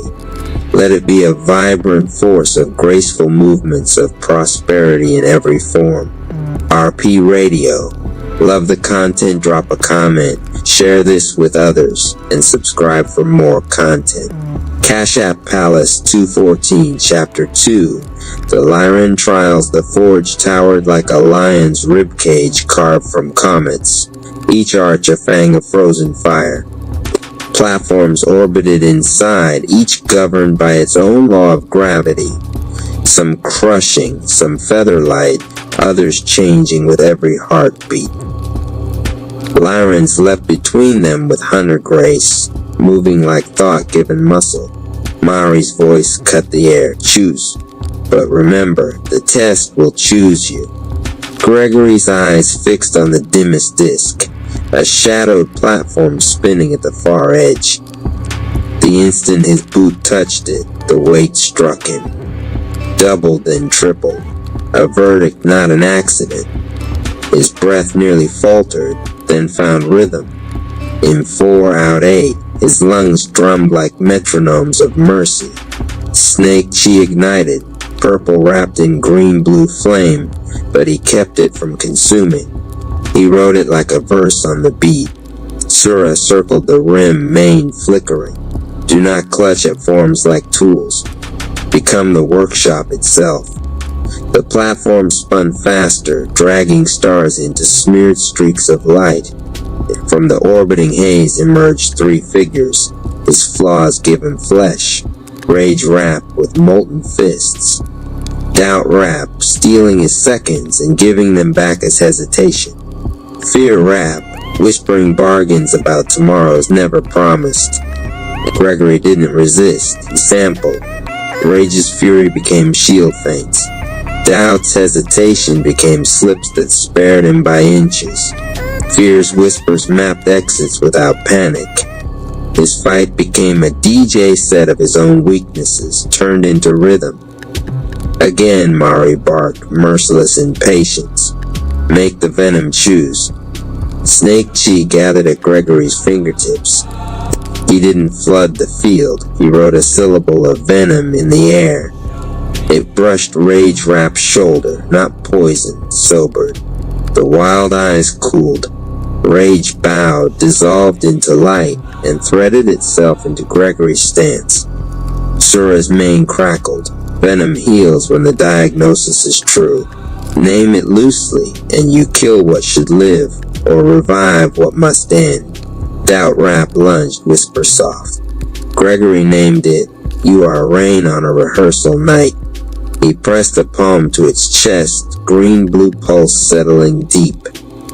Doubt blinked, steadied, smiled with Gregory's own mouth, then dissolved into the carbon weave of his uniform, tightening its threads. Only Fear remained, hands outstretched, making offers. Quit now and the universe won't fire you. Flinch now, and I'll spare you worse later. Gregory exhaled a laugh sharp as steel. You were always a creative accountant of pain. He remembered the teaching carried across worlds. They gave you 0% chance of success. So you rewrote the definition of success. He didn't strike fear. He sat in stance, spine like a question mark deciding to become an exclamation point. His breath slowed until silence turned into refusal. Fear talked itself hoarse, then bowed out obsolete. The gravity eased. Sweat mapped constellations across his ribs. The platform shifted rhythm again, forcing his breath, intent, and action to braid together. This was no fight. It was a thesis defense written in pulse and pain. Time blurred, minutes, hours, eternity. Mari hurled a star steel ring at him. It came like a planet with an opinion. Gregory didn't block. He tuned. He let it graze his throat, then flicked two knuckles into its rim. The ring froze midair, vibrating with the note of almost quitting turned into try again. Zura's teeth flashed approval. Now you know, force moves mountains. Authority moves foundations. A gong rippled through the forge like a mountain changing its mind. Laren's froze mid-lies, lifting to a black halo yawning open above the highest arch. Mari's mane flared. They are ready. Gregory's pulse steady. They. The ones who test even our tests, the Galactic Foundation, Sura replied. The platform carried him toward the halo. Beyond it, equations shimmered like silver schools of fish. Ozone and old libraries scented the air. Mari pressed two claws to Gregory's chest, tuning his heart's tempo. Remember, power that cannot kneel cannot stand. Gregory bowed, not as performance, but as posture. When he rose, the star steel ring had already woven into the hem of his cape. A border turned into promise. He leapt. The halo swallowed him whole.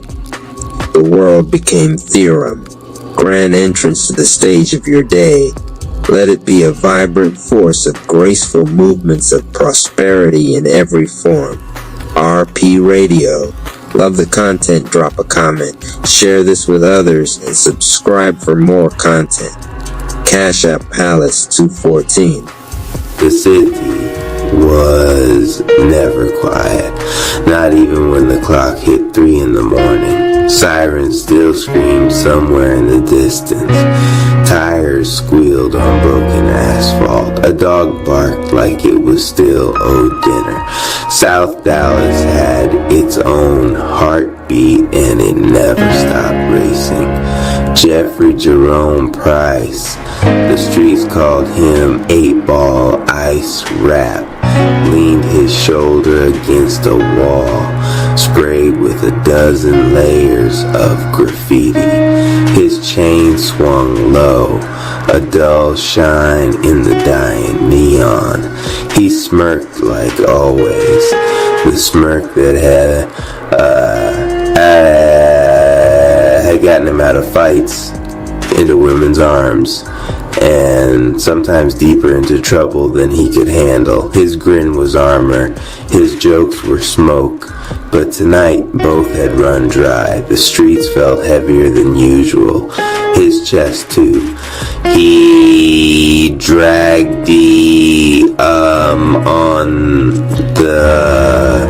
the cigarette until the fire kissed his fingers and let the ash fall to the cracked sidewalk.